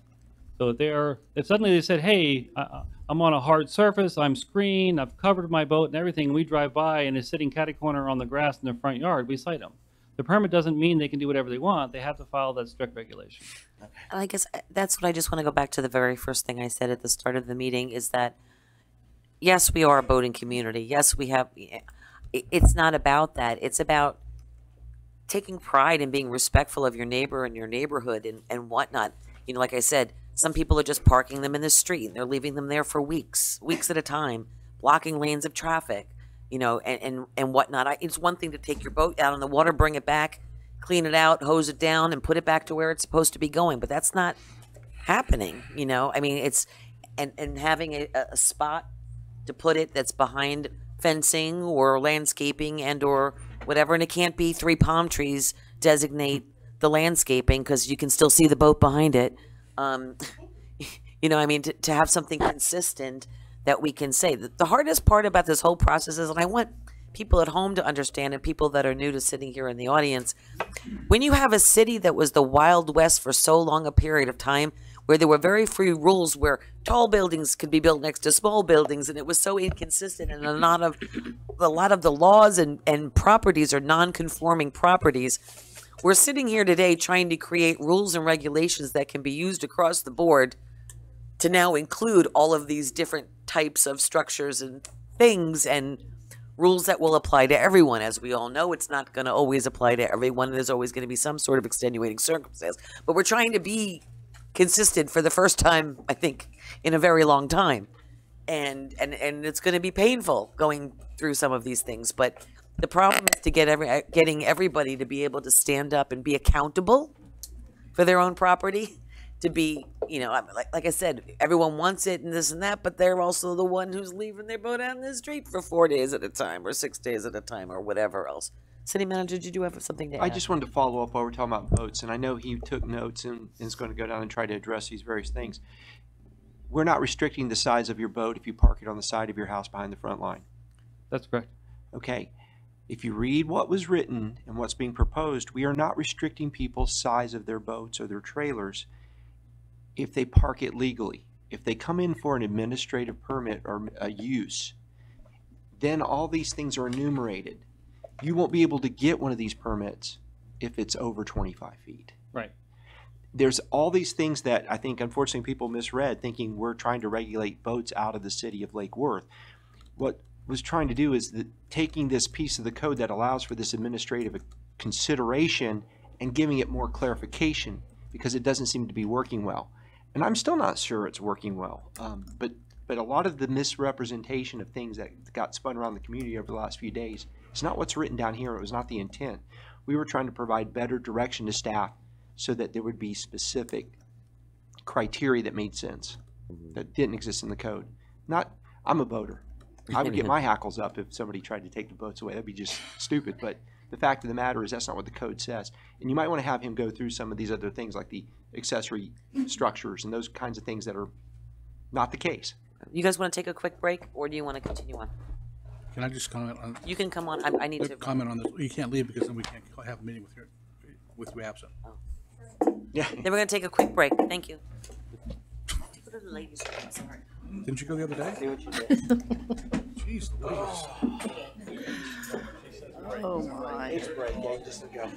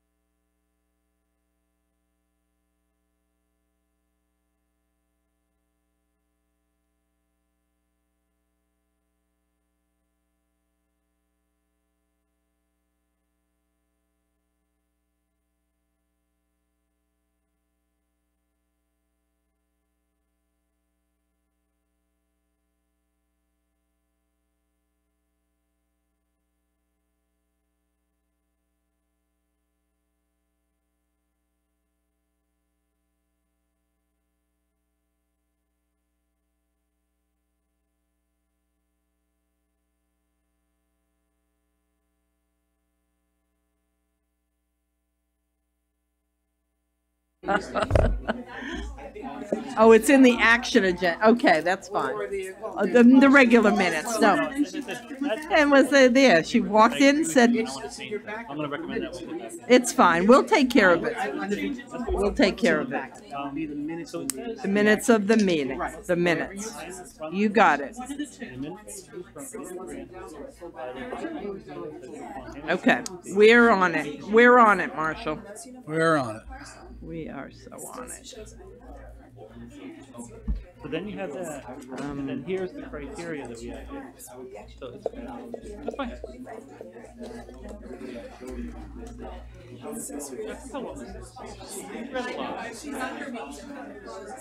Did Marshall take his No, I just left it in there. thing? He doesn't have it. Now, what does this thing do? You're supposed to be able to hold your cell phone. I didn't open mine. How's it work? And we're taking the. Well, I don't know. Open it. Storage, residential storage. What I said is. Oh, can we Well,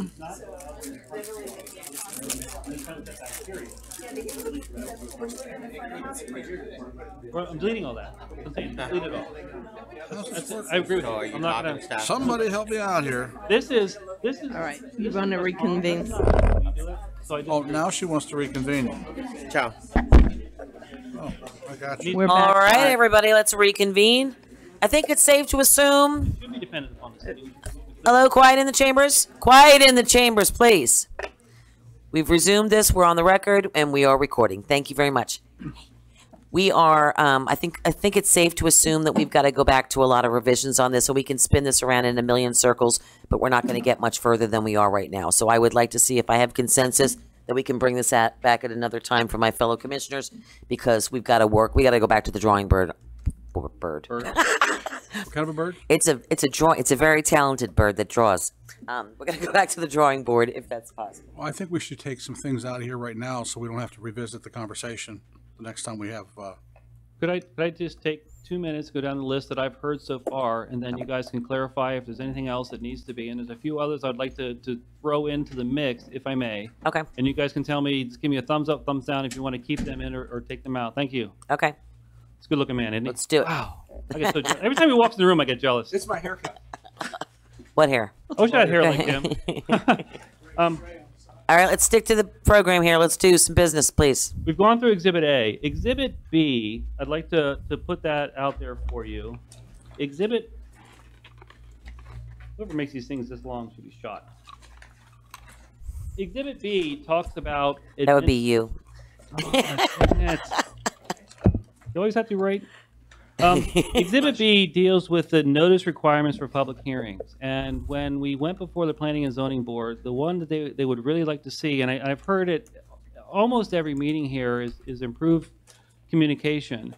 Is we are not required right now to post a property for a small-scale future land use amendment. And we had agreed to put that in there. I'd like to keep that in if you are open to that, which means they'd have to post a sign on a property that is up for a small-scale land use amendment. So if someone in their future land use designation is going from a residential to a commercial designation, that's not the zoning, and I know this is confusing, but the future land use designation, currently, unless it's a large scale and we do it citywide, a small scale does not have to be posted. If we could agree to post the properties for that and put that in the code, that's something the Planning and Zoning Board had a strong opinion on. I'd like to keep that one in, if we decide to move forward, or how we decide to move forward. Okay. Vice Mayor? I need clarification, because I thought we weren't moving forward. We were just going to pull a few things out for you. I apologize for the use of that word. If we're going to pull that one, I'd like to pull this one as well and move it forward with the conglomeration that we come up with. Okay. But I think that's one that I would like to keep in the whatever form the ordinance takes to move it forward. Okay, so we've already heard 3. I have no problem with leaving that one in. Exhibit C, which we didn't get to tonight, deals with, and I realize this is a sensitive subject, but the administrative adjustment of the definition of a front yard.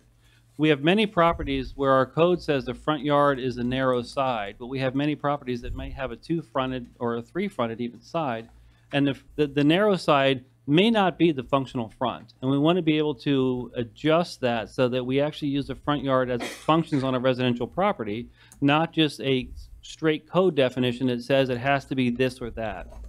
So the way the language is written right now in the proposed amendment would say the development review official may administratively adjust code provisions and regulations for setback height and location of fences fronting public rights-of-way and in order to determine the front yard. I'd like to expand on that and simply say that we have the ability to establish at a time and in construction or whatever what the front yard is, because simply defining it as a narrow side doesn't always work.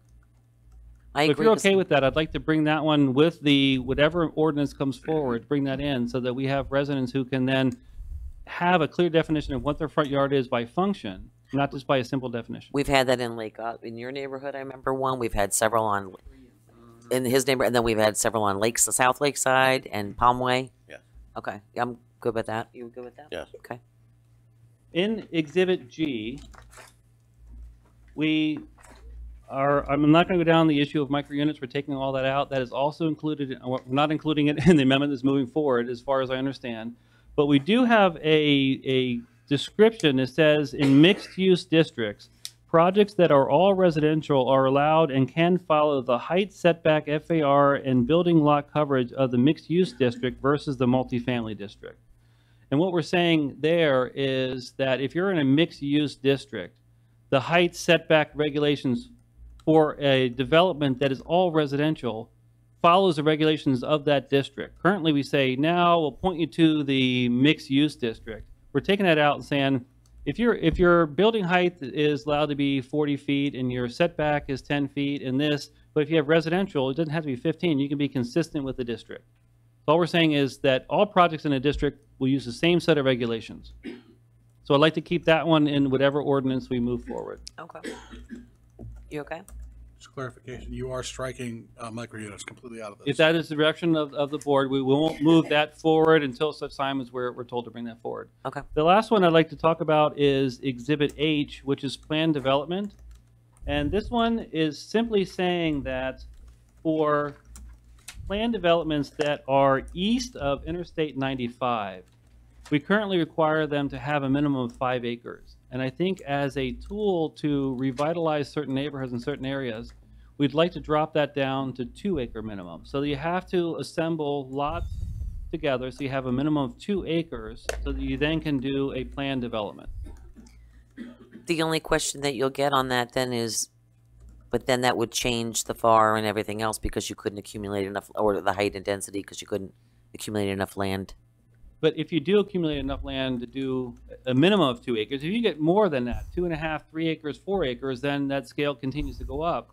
But east of 95, I think it's harder to get 5 acres assembled together. West of 95, I think it's easier to get the 5 acres. So we'd like to move forward the idea that east of 95, we can keep that 2-acre minimum. And then again, it's up to them. We've had 2 variances that came back for that, didn't we, in plan developments, or one on South Federal? Wasn't there one on South Federal? Okay. But to me, that's one that may help what I've been hearing a lot It was of. by like 10 feet or 5 feet or something like that. That might help bring back the redevelopment east of 95 that we're all looking at. Mark, Planned Development District, is that the same as a PUD, is it? It's, yes. Isn't that governed by state statute?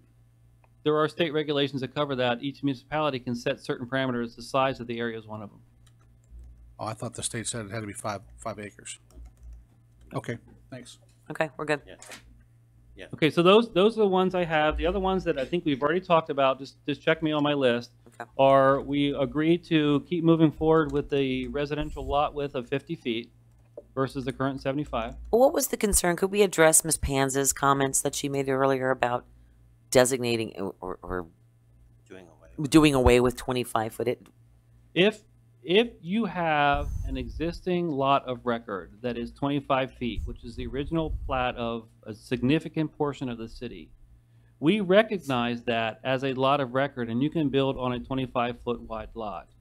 If it is not a lot of record that's 25 feet and your recorded platted lot is 50 feet, 100 feet wide, you cannot now subdivide that and create a 25-foot wide lot. That's the only difference we're talking about. So if you have an existing, and if many people look at their deeds, they're often described as, I am in a certain area of parcels 16, 17, and 18. And you probably have a 75-foot wide lot that's 3 lots of record that are just being developed together. Now, often back when those were put together, we did not do a unity of title, and we did not replat them. But you could have, they're still recognized as 3 separate lots under their deed. If you want to take one of those lots off, and you sell off a 25-foot lot of record, and you keep the 50-foot lot for you, that would still be legal. You have an existing 25-foot wide lot of record, and you have a 50-foot. That's allowed today. The difference is that the minimum lot width should be dropped down to 50 feet, not 75 feet, because the 75 feet does create a conflict for a lot of people. Well, what about the instances where we had lawsuits years ago with the woman that she had a triple lot or a quadruple lot or something like that, and she wanted to separate it out, and she wanted to build additional units on her property? How does that, because that additional specific district, and I believe it was at Worthmore, and that is a newer subdivision that did not have lots of record at 25 feet. And there was a provision in the code when that subdivision was put, I can't quote it verbatim, but it had a stipulation that this community, when it was created, there shall be no provision by which the lots of record shall be subdivided to create smaller lots. Because when it was created, the lots in that area were larger than the typical lot in Lake Worth. And the person there wanted to split them up into 50-foot lots. And that little section, and we had this little quirkiness in our LDRs, that could not happen. Now that this is being changed, that might allow that area to go to 50-foot lots.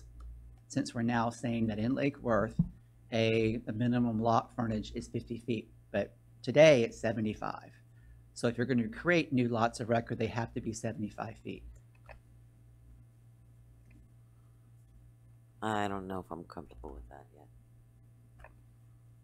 I might need a little further on that. Vice Mayor? What's the benefit of changing it? The benefits are numerous. We have a vast majority of our properties are non-conforming because right now to have more than one unit on a lot of record and it be conforming, it must be 75 feet wide. And this does get sort of to Ms. Panza's comment, is that we have hundreds of properties with more than one unit on a 50-foot lot. And okay, so by changing it, I get this a lot. So, and I got it tonight. So she has a 25-foot lot or a 50-foot lot, and she'd like to put another little home behind it. Can she do it now? If the 25-foot lot, no. If it's a 50-foot? In a 50-foot lot, there are some other parameters. If the building that is there now on the 50-foot lot is too big or already maxed out from FAR standpoint or setback, then maybe you can't put that building. It's going to be based on lot specific, how big the current building is, and then there is a maximum of how large that secondary unit can be. And if it's in a single family 7, it can't be more than, I believe, 40% of the primary structure or 1,000 square feet, whichever's less. Okay, so by changing it from a 75 to a 50? It does facilitate people being able to build a little granny flat or an accessory guest house on those 50-foot lots, predicated that the existing building isn't too big. Okay, and the house next door has a granny. Now, the argument would be they have it next door. Well, we're making it much better in the sense that there will be far fewer non-conforming lots and buildings in the city, but the direction that has been given to us, at least since I've been here, is that the city was not open to facilitating additional units of more than one on 25-foot lots. Now, we did in 2013 and 14 change the code that allowed you to develop your 25-foot lot of record without having to ask for variances. Before that time, if you wanted to build on it, you had to ask for a whole group of variances. The NSP2 program brought about some changes that we did follow through with in 2013 that allowed people to build by right on a lot of record for a 25-foot lot. Well, we want to build micro units, but we don't want to allow to build on a 25-foot lot. The micro unit provision has a minimum of 20 units, not just one. That was funny. And we can visit that again when we come back with the micro unit discussion as we Sorry. I don't know. I need to do a little bit more digging on that myself, and I also might have an issue personally that might force me to recuse myself from that because I have my own issue that I'm dealing with. This is only applying to the multifamily districts. Only the multifamily, not single-family districts? Not single-family. Okay, I just want to make sure that I will say that there are two, possibly three people who are choosing or wanting to invest in the city and maybe are in their due diligence period, waiting for this change in order to bring forward some new projects. Okay, so now if we did decide on it, we could also revisit it if we wanted to make it even more and to go to 25 foot, but this is at least changing it from 75 to 50. Okay, I'm comfortable with that then. That's fine. As long as we can revisit, and I don't have a conflict then, because I've, okay. Okay. Commissioner? I'm still trying to keep up. Are we giving you the green light on specific parts of this that you don't have to worry about for next time we get together? Is that what the purpose of this current I heard conversation? you wanted me to make sure I expedite the micro units. Did I get that right? No. No. Yes. Perhaps, I'm looking perhaps for- you need to adjust your hearing aid. I'm looking for a clear direction on which ones you want to be brought forward and which ones you want to discuss later. I wanna make sure- I joke on the micro units. I understand that one is taken out. Okay. The These other are the ones, pressing items that need to come back to us at the next meeting. Right. Because they have pending projects to deal with. the other ones I have on my list are dealing with the water yard setback. That is the setback for the properties that front on the intercoastal. I'd like to clarify that the measurement we've taken from the seaward side of the seawall. Currently, we say it's from the landward side on the proposed amendment. I'll say measure it from the seaward side of the seawall, back 5 feet, an accessory structure less than 30 inches, which is all your in-ground pools. Anything larger than that would have to be set back 20 feet, which would be your, if you had a pool house or something else, that would still meet the 20-foot setback. And I believe that's what we talked about last time. But the thing is that Mr. Potenza, when he brought that forward about talking about ancillary structures, we didn't clarify that from there. Accessory structures. Accessory structures. He talked about Large concrete fountains. like fountains or whatever. pergolas, We don't consider gazebos. these. We don't consider those accessory structures. Accessory And the best way structures. that I would say we do that is simply clearly define what is and is not, and we can bring that forward as well. Thank you. Yes. Absolutely. I think we need to do that. Thank you. With regards to the fences, we are adding in, if I understand correctly, that you can have a vinyl or PVC fence, but we're taking out the section it talks about with the wood grain finish. So you can have a vinyl or PVC fence. We'll strike out that language and bring that forward as is. We talked about redefining accessory structure. And the boat issue, I guess I'll wait and get clear direction from the commission on that one. We won't bring it forward at this time. Am I correct? Or I think, go ahead, city manager. One of the easiest ways to resolve that is to either do away with the administrative function and just say, if you have a boat, you park it behind the front line of the house. And it has to be landscaped or fenced so that it's not visible from. What does the Street. current code Oh, require? well, that's what I wanted to bring to you. If I could take 1 second of your time. Sure. I had done some research and I went to another city and thought, you know what, Wellington would be a good city to go towards not because they have, well, they do have a lot of boats, but they have horse trailers and all kinds of things. So I wondered what they were doing. They have, okay, outdoor storage. One of the following items, 1 through 8, may be parked outdoors on a residential lot. Boat trailer with or without a boat mounted on it, a jet ski or other type of personal watercraft, a jet ski or personal watercraft trailer with up to 2 crafts mounted on it, a recreational vehicle, a sports vehicle trailer with or without a vehicle mounted on it, a horse trailer. Outside storage of such vehicle is permitted pursuant to the section only if the following conditions are met. The boat trailer, sports vehicle, recreational vehicle, horse trailer is both owned and used by a resident of the property. That's written into their code. 2, the boat or recreational vehicle is parked either on the swale and or paved parking area for the purpose of loading, unloading, or servicing that vehicle for a maximum period of 4 hours in any one day and for a maximum of 8 hours in any 1 week period. Any boat or recreational vehicle remaining on the premises for more than 2 evenings, and then they have between the hours of 8 and 6, in any 20-day period shall be considered a violation of the prohibited parking section of this code.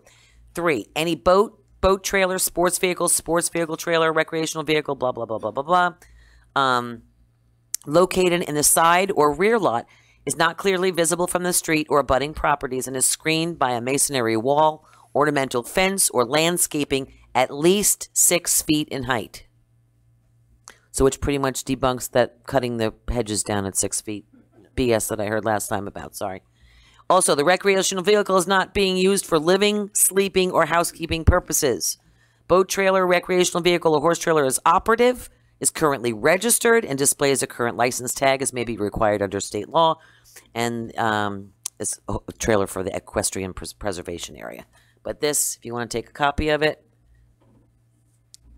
pretty much says they don't dictate the size of the boat, the size of the trailer, the size of anything, as long as it's parked clean, safe, registered, and put behind a fence, a hedge, or a masonry wall, or an ornamental, and not in the front yard, and not in the road. Yeah. And just to reiterate, I think that covers everything, but in working order. I mean, I want to be very clear, because a lot of the things I get are derelict boats in the backyard, derelict cars in people's backyards. You know, just if we could clarify. Pressure cleaning trucks and equipment and things, and yeah, maybe people living off extension cords to the RVs parked in the thing for could just clarify, 5 years. You know, get a little bit more detail on that. And then going back to vinyl fencing, I think maybe we should just add a line. I'm not for the wood grain, but maybe clarify some of the colors. You know, the problem I'm thinking is right now we don't have any ordinances on painting your houses. You know, what if somebody paints that fence bright orange? I mean, or orders it bright orange. You know, I'm just saying. And manufacturer supplied vinyl fencing can be applied in manufactured supplied colors. I mean, how about that? So it's whatever's supplied by the manufacturer. What's that? The vinyl fencing is, you can't just paint a vinyl fence. It actually will come off. No, but you can order it in orange. Right. You can sand it down.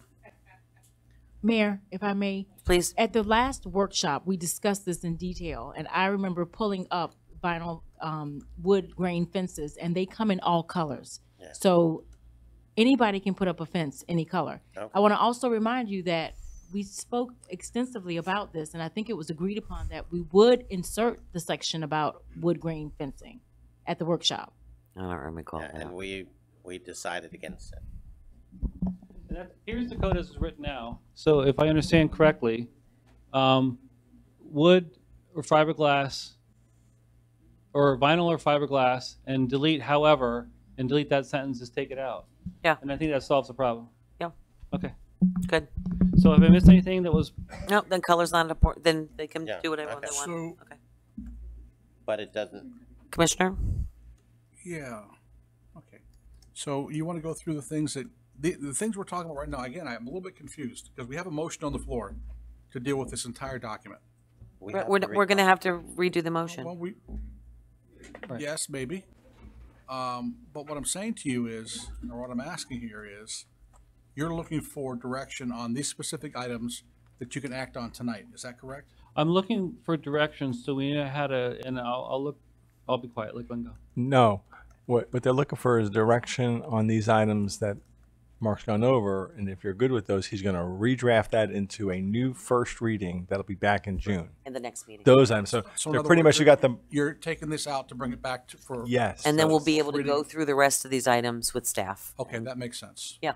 And just to be clear, I want to go over with legal to just make sure that we meet the advertising requirements and everything. So it may not be the June 5th meeting, but we'll get it back to you as soon as we can, and we'll be clear when we go through it what has been brought forward. Okay.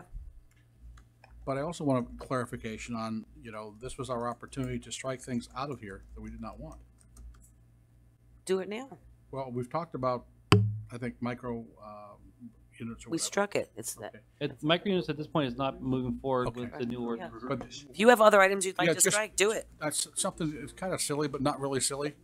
On the Arts Overlay District, it's a very small area. We're talking about multi-artist studios. I'm a little concerned.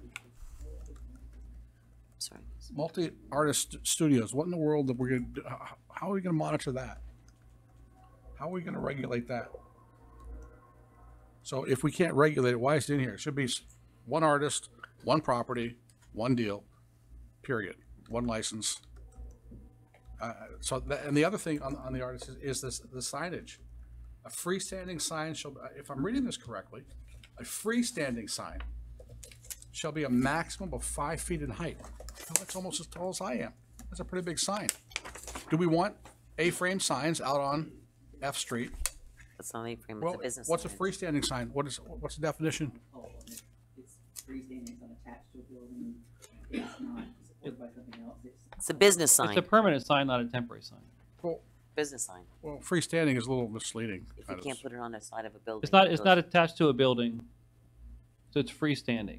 So would it It's be like mounted a- on a post, or it's put into a permanently mounted foundation. It's not an A-frame, it's not a little snipe sign you set out in your yard. It's a permanent sign. So it'd be like a, freestanding. Marquee? what do I wanted something, say like at a fast food restaurant, you'd have the little signs, you know, that, is that what you're kind of talking about? In an artist community, I can imagine that someone could create a nice wrought iron base for their sign, and maybe if they do iron work, they could say, hey, this is my sign, it can't be any higher than 5 feet. It's in a concrete base in the ground in the proper location. Okay, well, so it's not It's not a little A-frame you set up and take down. Okay, so, okay, No. I guess I'm concerned about the size. 5 feet is huge. That's huge.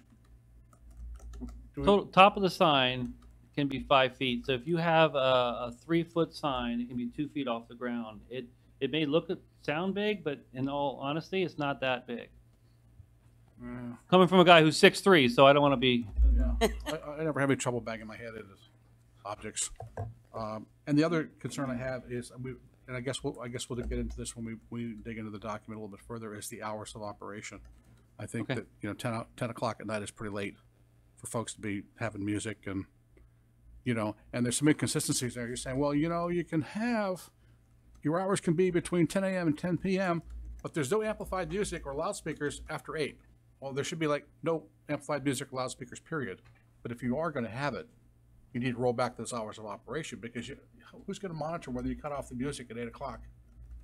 And you're going to be open for another 2 hours, you know. The neighbors monitor that. But then again, what's the remedy for that? So I call because she's got the music blaring. So PBSL comes out. What happens? Nothing. They shut it down. They had their event. They sold their goodies, and they move on to the next event. Sure. There's no remedy for that. So I think we need to look at that. Okay. We'll look at that. Okay, we'll look at that. Okay. Is there anything that were there any of the other ones? Now this was an email to me. It said, come to my attention, and I don't know if we've addressed this already. I just found this and I realized I want to make sure I read it. Section 23-4.4-19, outdoor storage and other related, blah, blah, blah. Section does not take into consideration of lots with an alley which screens storage of boats and RVs from the view to the street. One of the many benefits in Lake Worth is the alleys that allow boat owners a way to own and have their boats safely out of public street view. An alley is not a public street, so that's how that doesn't affect it. The backyard. It's part of your backyard. It's an access way. Cities, alleys are very common in older cities, but a lot of cities don't define them as a street for that very purpose. You don't have to meet the same setback and sight distance and other requirements off of an alley. So this was an important factor in buying and investing. So people that boat like that who live on an alley, they could pull their boat in the back on the alley to get to their lot, back it into their backyard, and that's fine. I don't know if they're talking about parking them in the alleys or parking boats off our alleys should be allowed as has always been. Right. So that's not being not addressed changing. by. Okay, just wanted to make sure. It was one I had missed. Okay, now let's go back to some of the other ones just to make sure that we had some sort of. So we did the trailers, the RVs. RV is the same thing as boats. Are we correct in assuming that? Same restrictions like I had read from the. Well, we have a definition of what a recreational vehicle is, and we have a definition of, and we're saying it's a boat on a trailer, and we want to make sure a distinction between that and someone who has a kayak hanging in their garage. It's a boat that has to be trailered and or a recreational vehicle that's used to be slept in, used recreationally. Now, currently in the code, we do allow utility trailers to be parked in the front. Is that something you're concerned about as well, or are we only talking about boats and recreational vehicles? Utility trailers as well. As well. Mhm. Okay. And then also, while we're in here, if we can be talking about it, other complaints are, when we're talking about fencing or covering in, we've got a lot of complaints about the garbage cans and recyclable bins and whatnot being out in front of the properties all the time. Could they be, once they're removed on trash days, could they be put in a, whether they're on the side of their property or on the front of their property, if they can be? That would be governed under a different section of the code. It wouldn't be in the land development. It wouldn't be, okay. I just So thought while we're we will talking about. confirm with Public Services that what you Okay, were. and what about talking outdoor storage areas? Did we have any consensus on the outdoor storage areas? My only thought on that, if I could jump in quick, and having talked to some of the residents, is if it's fenced in and it's screened with hedging, I don't see a need to restrict people to not being able to store residential items in the setback. Let me give you a quick example. If you have a nice pool and you have your pool screen and you hang it on your fence, that technically would be storage of residential material inside your side setback. Now that, I could care less. I hope it's within reach and you want to use it to clean the leaves out of your pool, that's fine. So I would say as long as it's in the side or rear yard, then the setback requirements don't apply to that. You can store it in your yard wherever you want to, as long as it's screened with a 6-foot high fence and or landscaping. So I would agree to absolutely strike that out. And all we have to do is, the last sentence that says, however, just take the rest of that line out completely, and then it is, you cannot store it in the front yard, it could be in the back and the rear as long as it's screened. Help yourself. Okay. Well, and then that gets the other conversation, which we had, was just how many people have 9,000 of those portable storage units for 3 years out in front of their houses? Or the pods? The pods, like That's a three. Yeah. That we have that regulation in place, so Okay. that's covered. You can't put those I mean, people moving in, moving out, I get it for a temporary use. Kids going to college, you're storing stuff, you pull it in there. That's what those pods are for. They should not be used as a Or moving permanent into a storage house, for a yeah. residential house. Okay. That's covered. Okay. How about screening for a side yard if it's on a lot? Screening for what?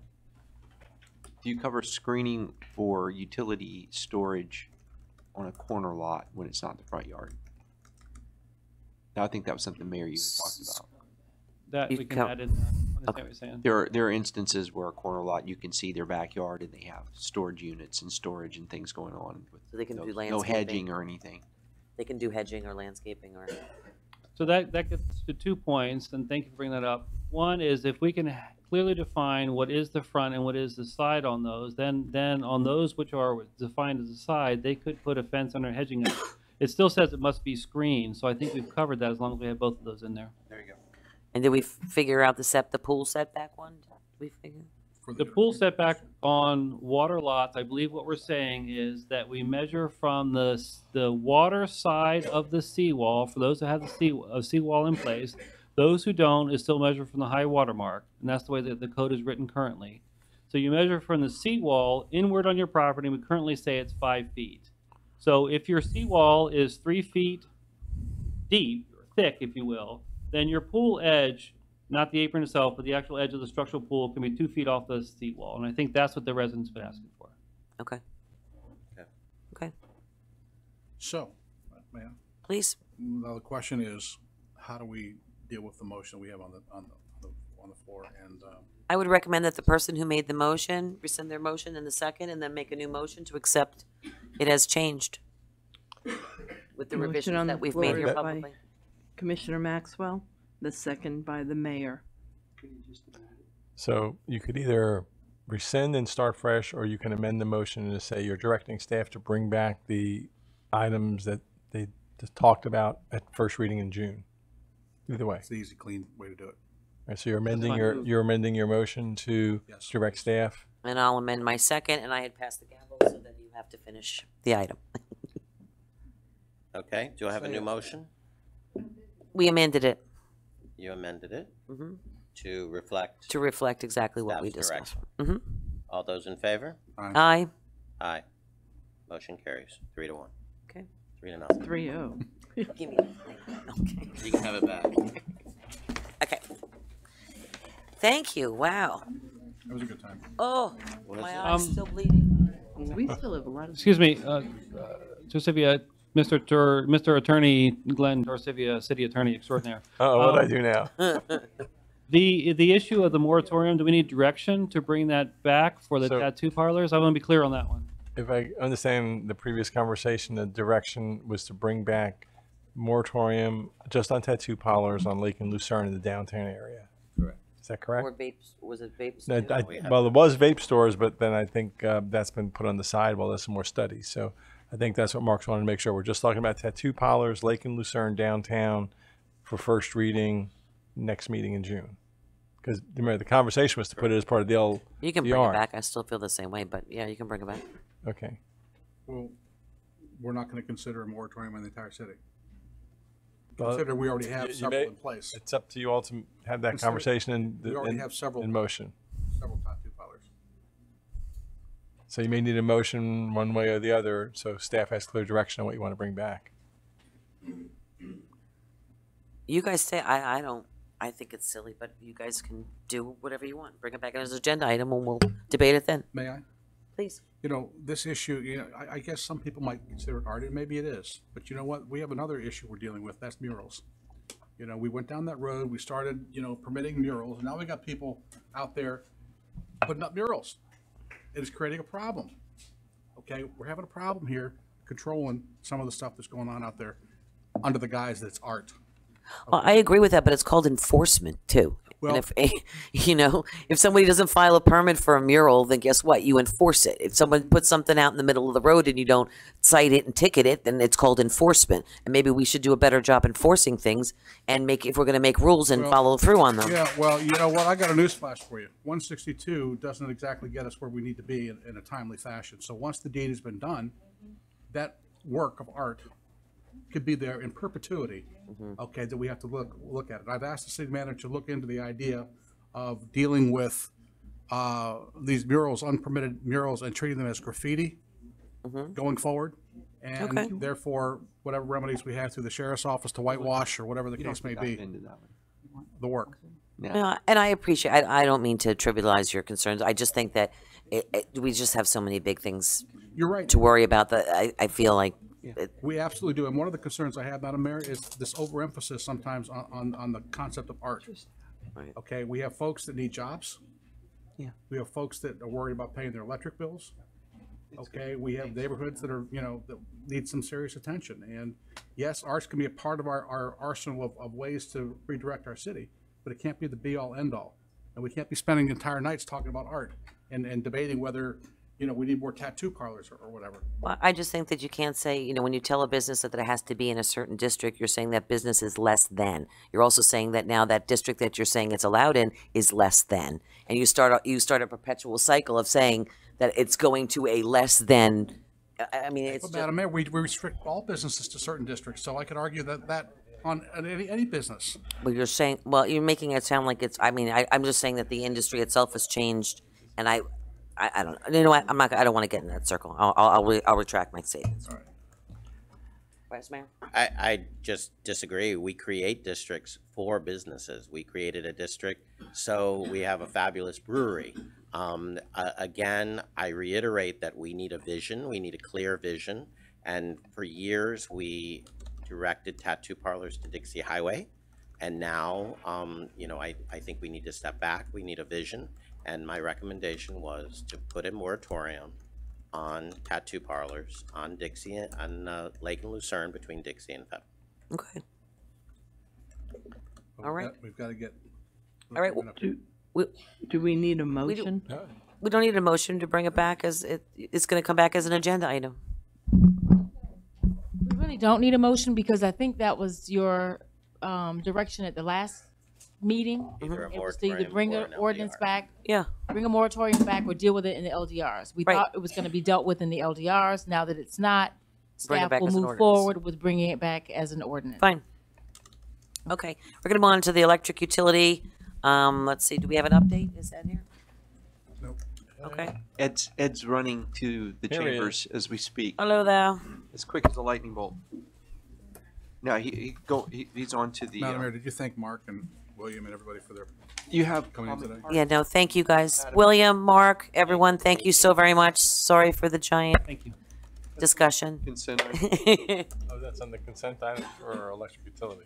Now, they're under consent items, but we don't have a process for moving consent agenda items from the electric utility board. We only I'd have, like to move, I briefly talked to the attorney, I'd like to move consent agenda item for conversation. okay. So Is that the process for it? Right, now you're basically having a second consent agenda, and just like the first one, you could pick things that you want to take off the consent agenda. Okay, I just don't know when, I don't know structurally when the time to do that, would it have been at the beginning of the meeting or now? I would think now. Okay, just want to make sure we're doing a legal beagle. I'm good So- with that. We need a motion and So I'll entertain a motion to move item, what item would you like to move? B1? B1, You'd like to move that to new business? correct. Okay. We need a second. I'll entertain the motion. You made the motion and second. All those in favor state so by saying aye. Aye. There you go. You have a presentation that you want to give first, or should we move first to the new business?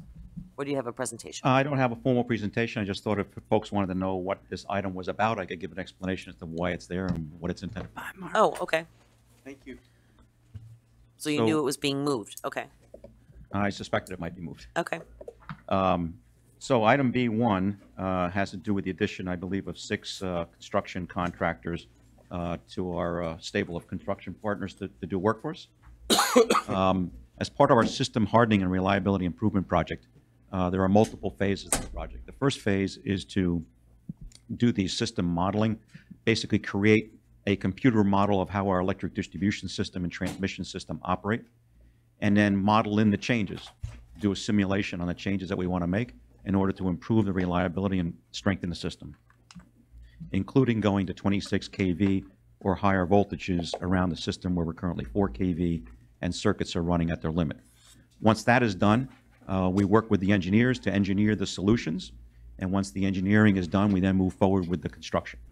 So in order to be ready to move forward with the construction, some of the things we know we need to do right now, some of the things we will be discovering as the engineering is completed and the funding is released, we'll need a number of contractors to move forward with that.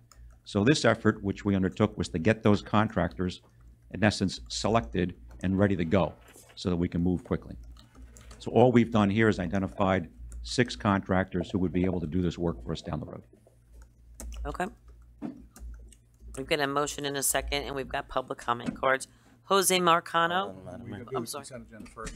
I think we do need to just get a motion and a second for the consent agenda. Oh, I'm sorry. So moved. He did the presentation outside of the agenda. That's item, so I'm fine. sorry. We're good. Okay. So we've got a motion and a second. All those in favor state so by saying aye. Aye. Aye. Motion carries unanimously. No, Okay.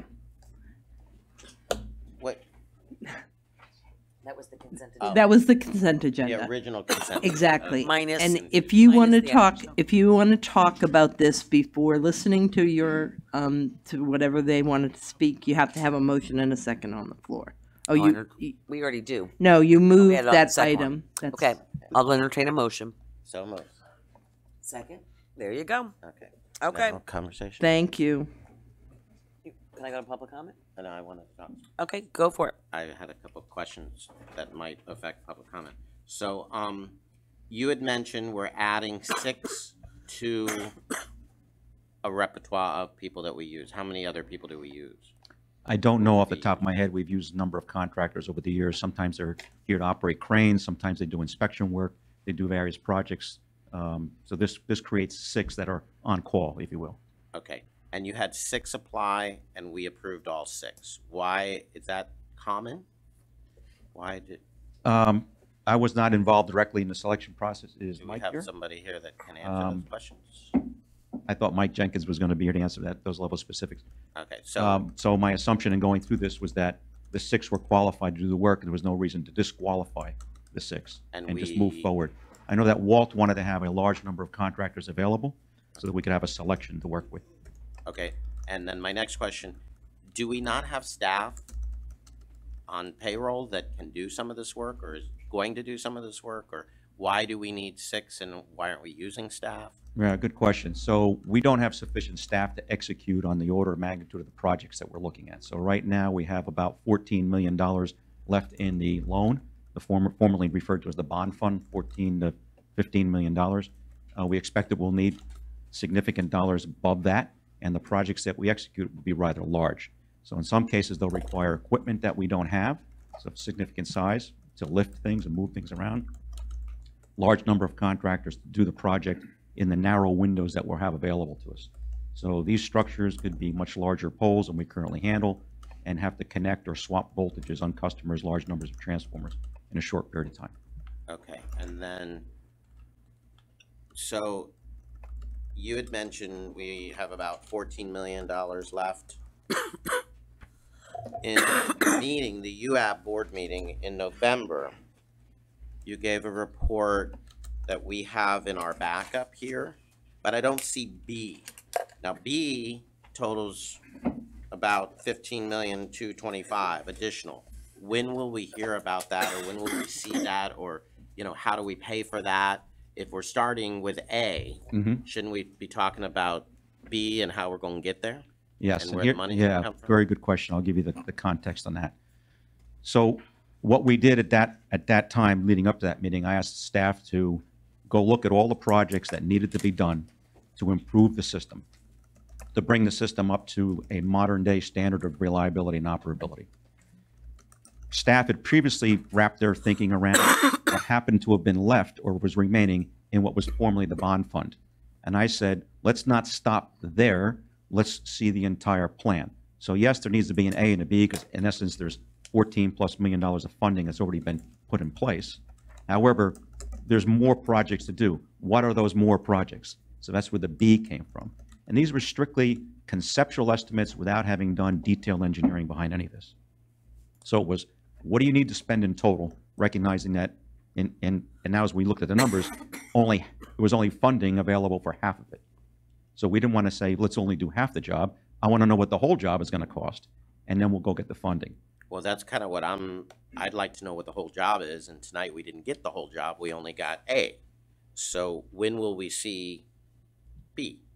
Well, we'll see when we do the engineering. That's still months away from doing the engineering on all of the projects that we need to do to bring the system up to a modern day standard.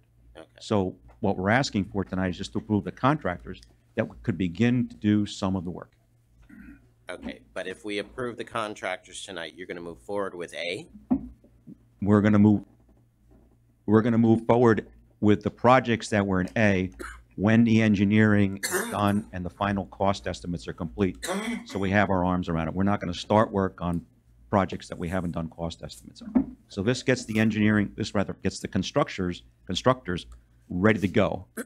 And we will issue task orders to them when those projects are better defined. We still have to order the material, finalize the engineering, all that kind of stuff. And those projects have been approved by the UAB board? No, those specific projects have not come forward yet for approval. Okay. So Because we haven't done the engineering. We know generically what they should We'll approve be. the contractors, you'll approve the engineering. As the pieces come through, they'll be approved by the UAB board. It'll come back to us as, you know, because we're used to seeing the UAB board on the line item as vetted, approved, disapproved. Yeah. So the only thing we're doing here tonight is putting in place the contractors that will one day do the work that yet needs to be approved. So the specific projects that they'll be put on, the tasks, have to come forward. Okay. However, having said that, there are projects which are quicker and more readily done that don't require a lot of detailed engineering to go forward. So those projects we want to move forward quickly. Some things we want to do before we get into the summer heat. Okay. Thank you. Have I heard you say that our existing staff cannot do some or all of this work? That's correct. And have you met with the staff or the representatives or whatever and had conversations about this? And So let me put this in context. Our existing staff is built to do minor projects and to operate, maintain the system as it exists today. What we're talking about here is significant additions to the electric system, significant modifications. Part of the reason where we are is that why we are where we are is that we've tried to do everything with what we have available to us. These projects that should have been done, frankly, years ago are being done in tiny little pieces over time, and you can't get to them. There's simply not enough staff to take on a large construction project like this quickly. It would take, I don't speculate, way more than 5 years. You could be looking at a decade or more to get through all of these projects. Plus, you don't have staff that can do some of these projects that we need done. And I guess, Madam Mayor, I'm kind of curious. I see a number of folks from our electric utility here this evening. I'm wondering if they have anything they want to add to this, or? Well, that's why their cards are here, so. Oh, okay, well, let's Jose Marcano, followed by Samuel Jackson.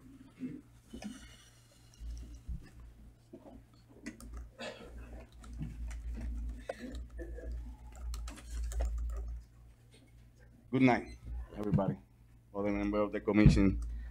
I want to start by thanking this commission for allowing me the time to address you all here today.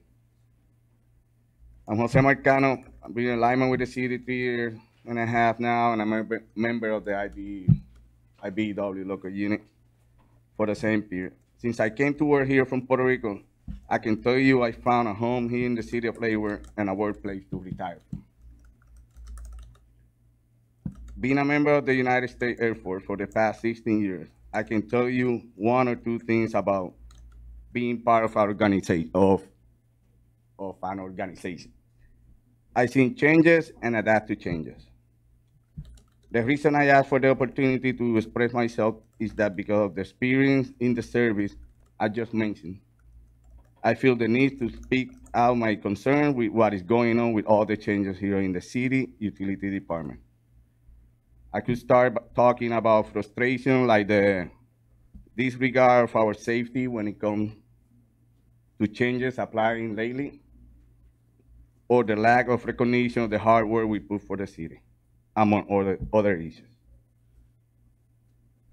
But I feel I will need a lot more time to talk about all those. So for that reason, I'm going back to my concern. I'm going to go straight back to the top of the list, and it's what is going on right now. We don't know what is going on. We don't hear anything but what we hear from outside the fences. And what we hear, that the power plant is gonna be closed, that about the alarming for all amount of contracts that they putting on, they're doing now. So bottom line is just, we want to know what is going on. Okay. All the changes. We just not being here, and that's all we know. Thank you. Samuel Jackson, followed by Robert Cahan. Sorry, let's pronounce it wrong. Okay. Good afternoon, committee, board, community.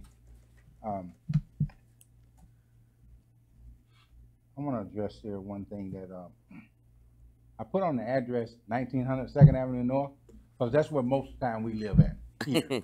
I mean, I'm a foreman, chairman, and an apprentice instructor also, 14 years here. And we've been here, and we take this as our home. You know what I mean? The one thing I want to touch on is since we came here, a lot of things have been taken away from us, a lot of perks, and the reason being they want to save money. Okay, we'll adjust to that. Just that we haven't been allowed to keep our system up. If you don't work on your car, you don't change your oil, something's going to happen to it. I mean, for the last year or so, we haven't set out one pole, we haven't done any wire, anything, and we can see and we know our system. We work it safely. We just haven't been given the opportunity to do anything to the system for the last year or so. Now with the proposals here, the 6 proposals, these proposals in here, everybody's in there except us. Everybody's in there except us. I mean, we've been keeping the city up, and we have the equipment to do, and have the workers to do it. There's some items and some parts of the city that we don't do, like the underground boring, certain type of work we don't do. But putting poles in the ground and making electric come to y'all, that's what we do. And we just want to do some work and not just have all the work taken away from us. All right, thank y'all very much. Thank you.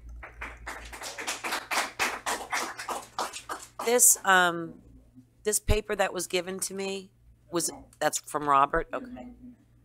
His comments were, his 50 West Palmetto Park, West Palmetto Road, Lake Worth. Employees want to do the work rather than give it to the contractors, number one. Number two, it's less expensive for employees to do the work than outside contractors. 3, spending bond money on outside labor leaves less money to buy materials. 4, city employees are capable of doing the work and have been doing the work up until now. 5, if outside contractors do the work, will they hire people in our area, or will they still come from other counties or states? And 6, when the city employees perform the upgrades, they will be able to maintain and troubleshoot much easier than going behind someone else's work. The comments that was from there. Phil Donovan, followed by Peggy Fisher.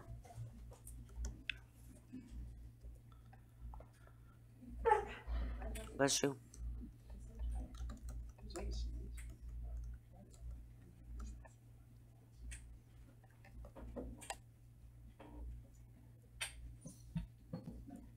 Thank you, Madam Mayor and City Council.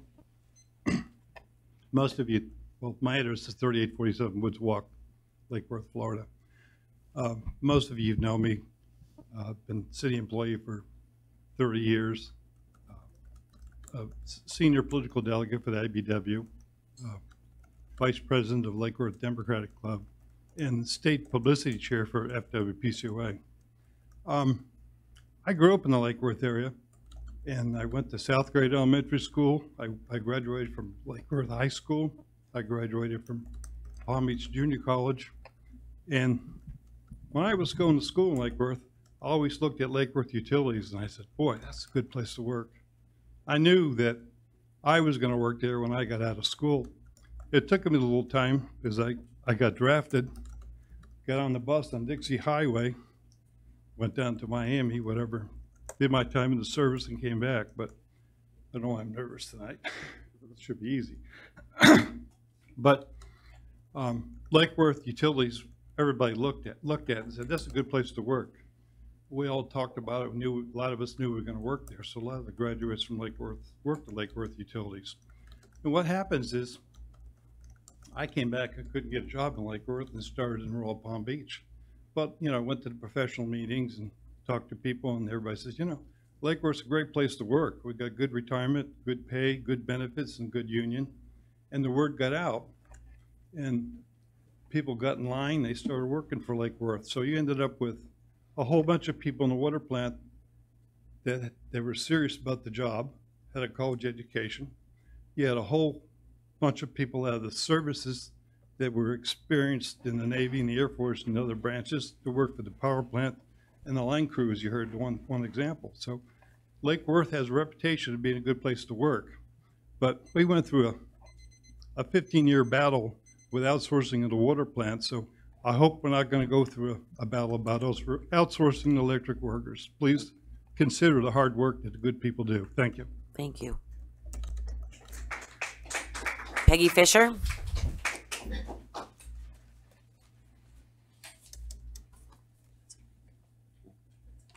Peggy Fisher, 508 North A Street.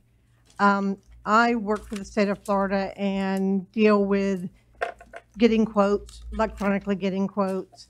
And I've never seen us in the state, in the agency I work for, put out an RFQ or put out a proposal and then select everyone who responded to it.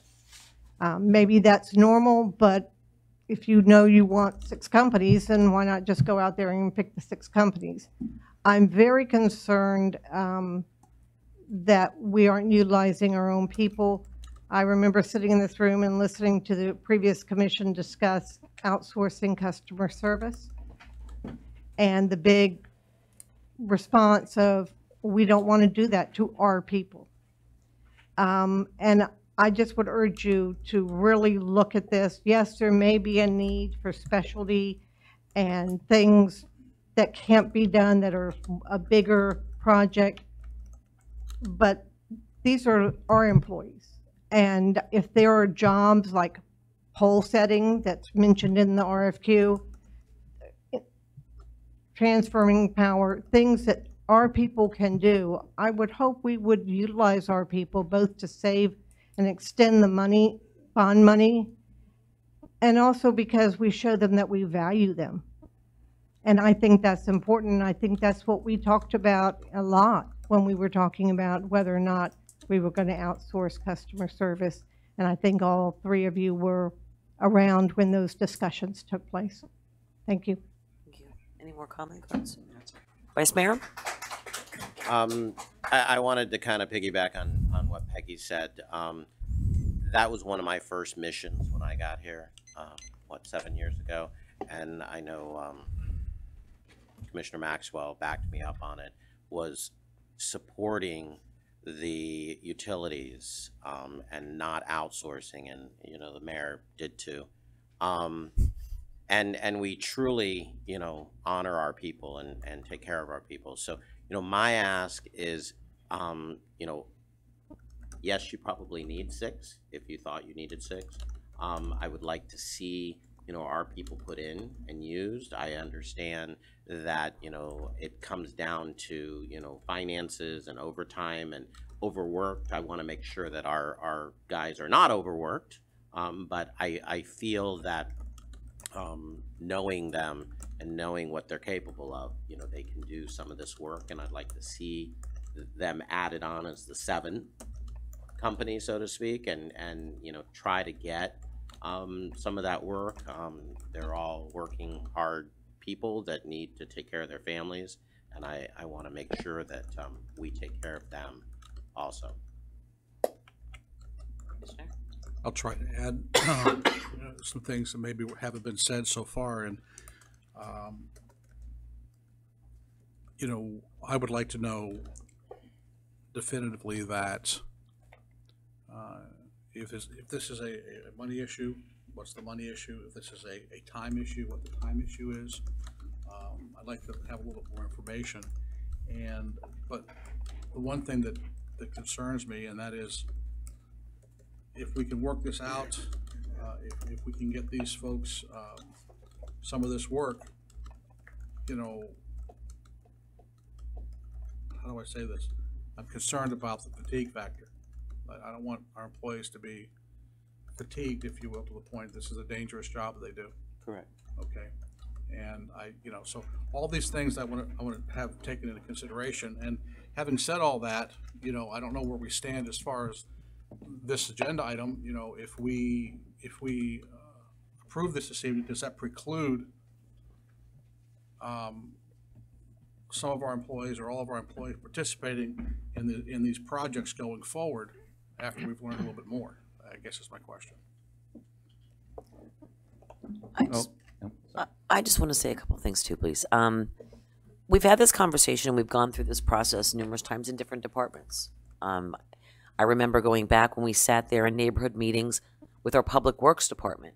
And we had several employees, if you recall, from Public Works saying, why are we hiring outside contractors to fix the roads when we can fix the roads, right? And it was you. It was you. There you go. I remember that. But the magnitude of $40 million of work that has to be done in a 3-year and a 5-year plan and still operate on all the jobs that we have to do on a regular basis and the maintenance we have to do on a regular basis, in some ways was unrealistic at that time. Could you do it? Of course you could do it. Are you qualified to do it? Of course you're qualified to do it. Are you talented enough to do it? Of course you are. And I think that the three of us sitting up here tonight know that you are, and that we know our guys in our electric are as well. So I would need Ed to see, what are the numbers and compare the numbers to see between, what is it like to use our guys over how many do we need? 6 outside contractors? Do we maybe need to keep on the time scale, on the time frame that we're doing? Could we incorporate some of our guys working on it? What is the difference between overtime on our guys and overtime on guys that was mentioned in that Robert's comments? To kind of go through those things. But I also am not going to sit up here, guys, because I was here 6.5 years ago when they treated you guys like crap. I'm sorry, and we've been working our butts off to make sure that we show you how much we care about you and how much we want to invest in the electric utility. So I don't want to take any hits for thinking that, we brought bringing people in here and respecting them and showing them respect for their educational purposes and climbing up the ladder and doing all those things and for doing it. I hug you genuinely and support you in everything that you do. And, you know, I was there when people were screaming to get rid of the Lake Worth utility, and I became your biggest fan. So, you know, I don't want to take any hits up here for, you know, for not supporting you, because I do. You're my guys. But let's work together, like I say all the time. You know, let's work together to see what's realistic. Not take away opportunities from you, but also let's be realistic about what we can and can't do and in the time frames that we can and cannot do them. Because people do not want their power out. And we want the reliability factor to be done and taken care of, because we still have issues in the reliability factor. So let's work together and not argue, because I'm over the us and them mentality. And I'm tired of playing that game on both sides of the fence. No one's ever going to win if we keep playing this game. We have to work together to figure it out. Because I'm not going to take sides on it. I'm not. I'm going to say, I'm going to call it like it is every time I see it. And you can always count on me to be consistent and honest and sometimes politically incorrect. But we've got to figure it out. I trust you. I value you. We need this done. And I don't want you to be disappointed. And I want you to have opportunities. If you're missing out on opportunities, I want you to have those things. But we also have to look at dollars and cents and see what's realistic and see what time frames are realistic. Because I'll tell you right now, one thing when it comes to power, if we didn't learn that from the hurricane, is that our residents and our business owners don't want to be without power. And we went through all that time with the hurricane, right? We just had a little blip for a couple of hours overnight. And we were all over the place for you know, we don't want to be, we've been doing such a great job. You've been doing such a good job building up our reliability factors and keeping those lights on for us when everybody else is out on those other companies' electric lines. So, you know what I mean? And we want to just continue to work together to do this. But let's work together, please, to do this. And let's be realistic, too, for what we need to do in the time frames we need to do it. And do we need to have 6 people right now? Can we just have a couple of, you know, a couple of outside people that are going to step up? And can we come back and look at this from another perspective? I'm sorry what you all want to hear, but that's how I feel. Okay. Message heard. Okay. Let me offer some comments to that effect. First of all, why 6? We haven't awarded any work and don't intend to award any work based on what we do tonight to any one of those 6. What we're merely saying is we're creating a stable of 6 Qualified contractors. vendors. Okay. They're qualified. It was a request for qualifications. We determined that of the people that responded, 6 were qualified. So they're on the list of qualified. As work comes up, we will then look between the 6 and the availability of our own staff to pick the right number of contractors, the right company with the right capability to do the work. In some cases, that will be our own people. We are not talking at all about getting rid of our people. That's not on the table. That's not a part of my thought process. That's not what's being considered. What's being considered is how do we execute on a large volume of work in a short period of time? So I like to use analogies. We, in essence, borrowed a chunk of money a number of years ago to build a new kitchen for the house. But we had so many other projects every Saturday, every Sunday, Monday, Tuesday after work, whatever, all the other things that our significant others want us to do in the house, we never got to the kitchen. Well, we borrowed the money for the kitchen, it's been in the bank, and we're paying the interest on it. And we haven't fixed the kitchen yet. What we're saying here is we're going to fix the kitchen now. Now, we know that we have a new power plant, or in 1968 we had a new power plant. I would venture a guess, surely a wild guess, that the people who operate that plant are not the ones who built it. We have a new water plant. I wasn't here when they built it, but I'm going to assume that that water plant was built by contractors who came, built it, and left. And the people that were operating the power plant today are still operating and maintaining the power plant. They stayed to operate and maintain the power plant. Contractors came, they built it, and they left. That's basically what we're doing here. We're not talking about taking the bread and butter work that we do every day with our valued employees and contracting that out. Now, I heard tonight that we haven't set a pole in over a year or pulled any wire. I'm not the brightest guy in this room, but I look at the daily work orders and I look at the daily worksheets and I see poles being set all the time. So now I got to go back and say, well, the sheets say we set poles, but the people who did the work said they didn't set the pole. I got to check that out, right? What's going on? I think we are setting poles, we are pulling wire. Our people are working well. In terms of recognition, I recall earlier this week, as a matter of fact, last week, writing and signing personal commendations for the employees that were involved with bringing the system back. So those have been mailed to the people's homes already. Maybe they haven't gotten there yet, but the commendations went out. was a claim made about safety that I'm aware of. We've had one claim of safety that came to my attention, and we investigated it right away. I'm not aware that people are being asked to go out there and do unsafe work. If that's happening, I need to know about it immediately. At the time, that job needs to be stopped and needs to be addressed. I don't want anybody doing any unsafe work, that's for sure. I don't want to be a part of an organization that works unsafely. So if there's unsafe work, we need to know about it right away so we can stop it. We do have a significant amount of work that needs to be done. For too many years, our folks have been working massive amounts of overtime to keep the system going, just as it is today, without making the improvements that we need to go where we're going. The residents have been loud and clear. Not only do they want rate parity, but now they've shifted their focus to reliability. We can't deliver for them the reliability that they want without significant improvements in investment, amount of investment, and improvements in the way we work. That's what we're trying to do now. So we're taking a step forward, and it's going to require a step up in investment, a step up in the number of contractors putting that infrastructure into the ground and up in the air, and then having them leave and our people take over the operation and maintenance of it. Part of the reason why we need large numbers of contractors at one time is our folks are not available in as large numbers and at the times that we need them. We can't plan work if key people that we need to do that work are home on a rest period because they got called out for a wire down or a transformer problem the evening before.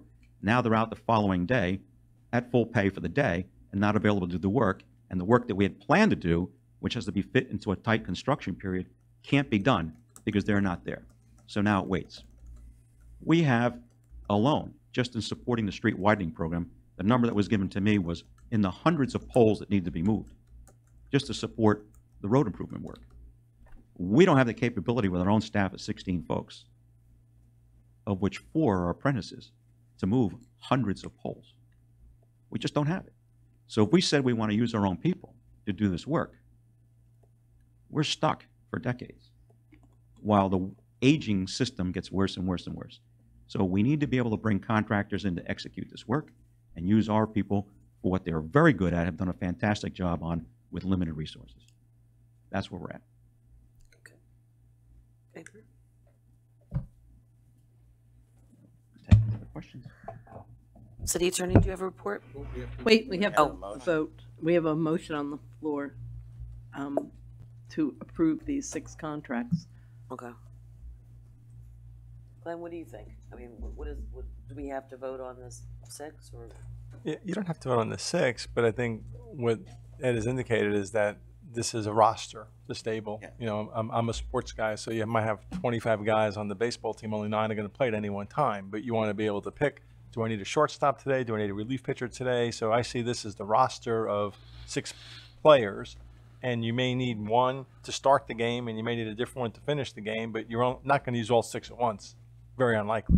So that's how I'm understanding this. It's a roster, and they all seem to be qualified, and I'm also hearing that our workers are great.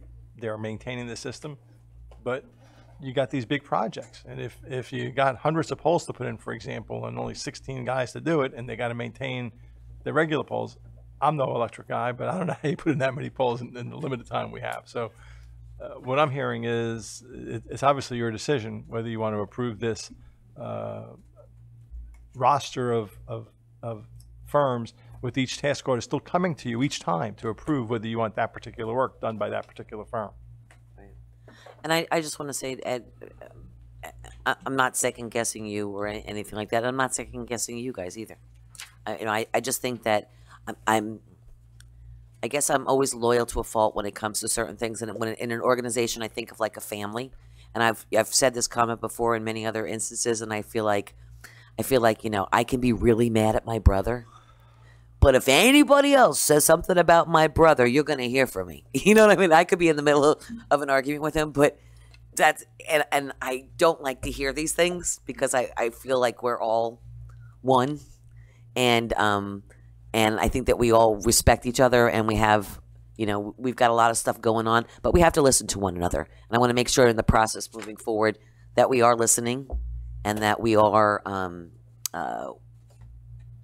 like I said, I just saw what it was like years ago, and I think we've made such improvements, so I feel like a dagger in my tummy every time I hear something negative because I'm like, man, but it used to be, but man, it kills me. But yeah, I mean, I guess having the pool of people is fine. I would be supportive of that, but I think we have to have some serious conversations and get through some of these bumps because I don't want them repeating, and I want us to be able to move forward, and I want our guys to feel the value. That's the one thing in this organization that I have prided myself on, is bringing a sense of dignity, self-esteem, and respect to the organization that had been missing and lacking so long. And I don't want that. I don't want that to falter, and I don't want you guys to feel that way. But I also understand the needs of the city, and we have a responsibility to the taxpayers as well in timeline. So I would be supportive of that. We've got a motion on the floor in a second. All those in favor state so by saying aye. Aye. Aye. All those opposed, motion carries.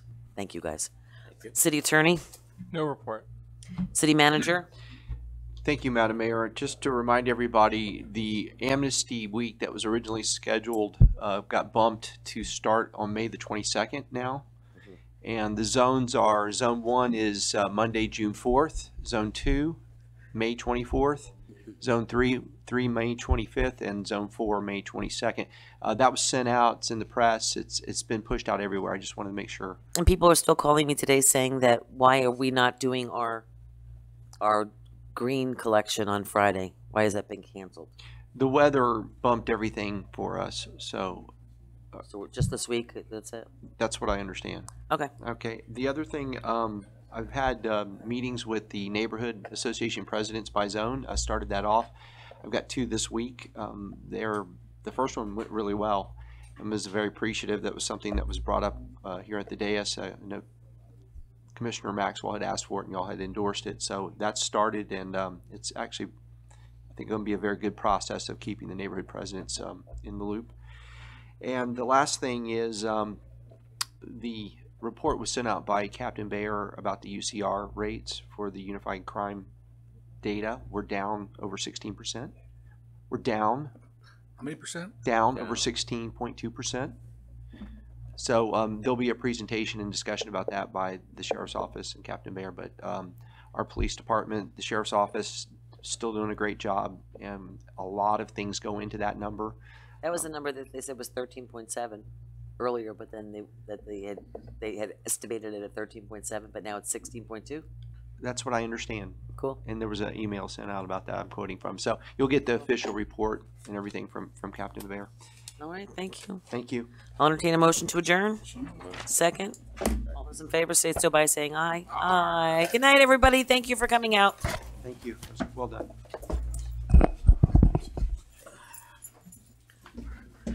Jeez, I don't know. It's freezing still?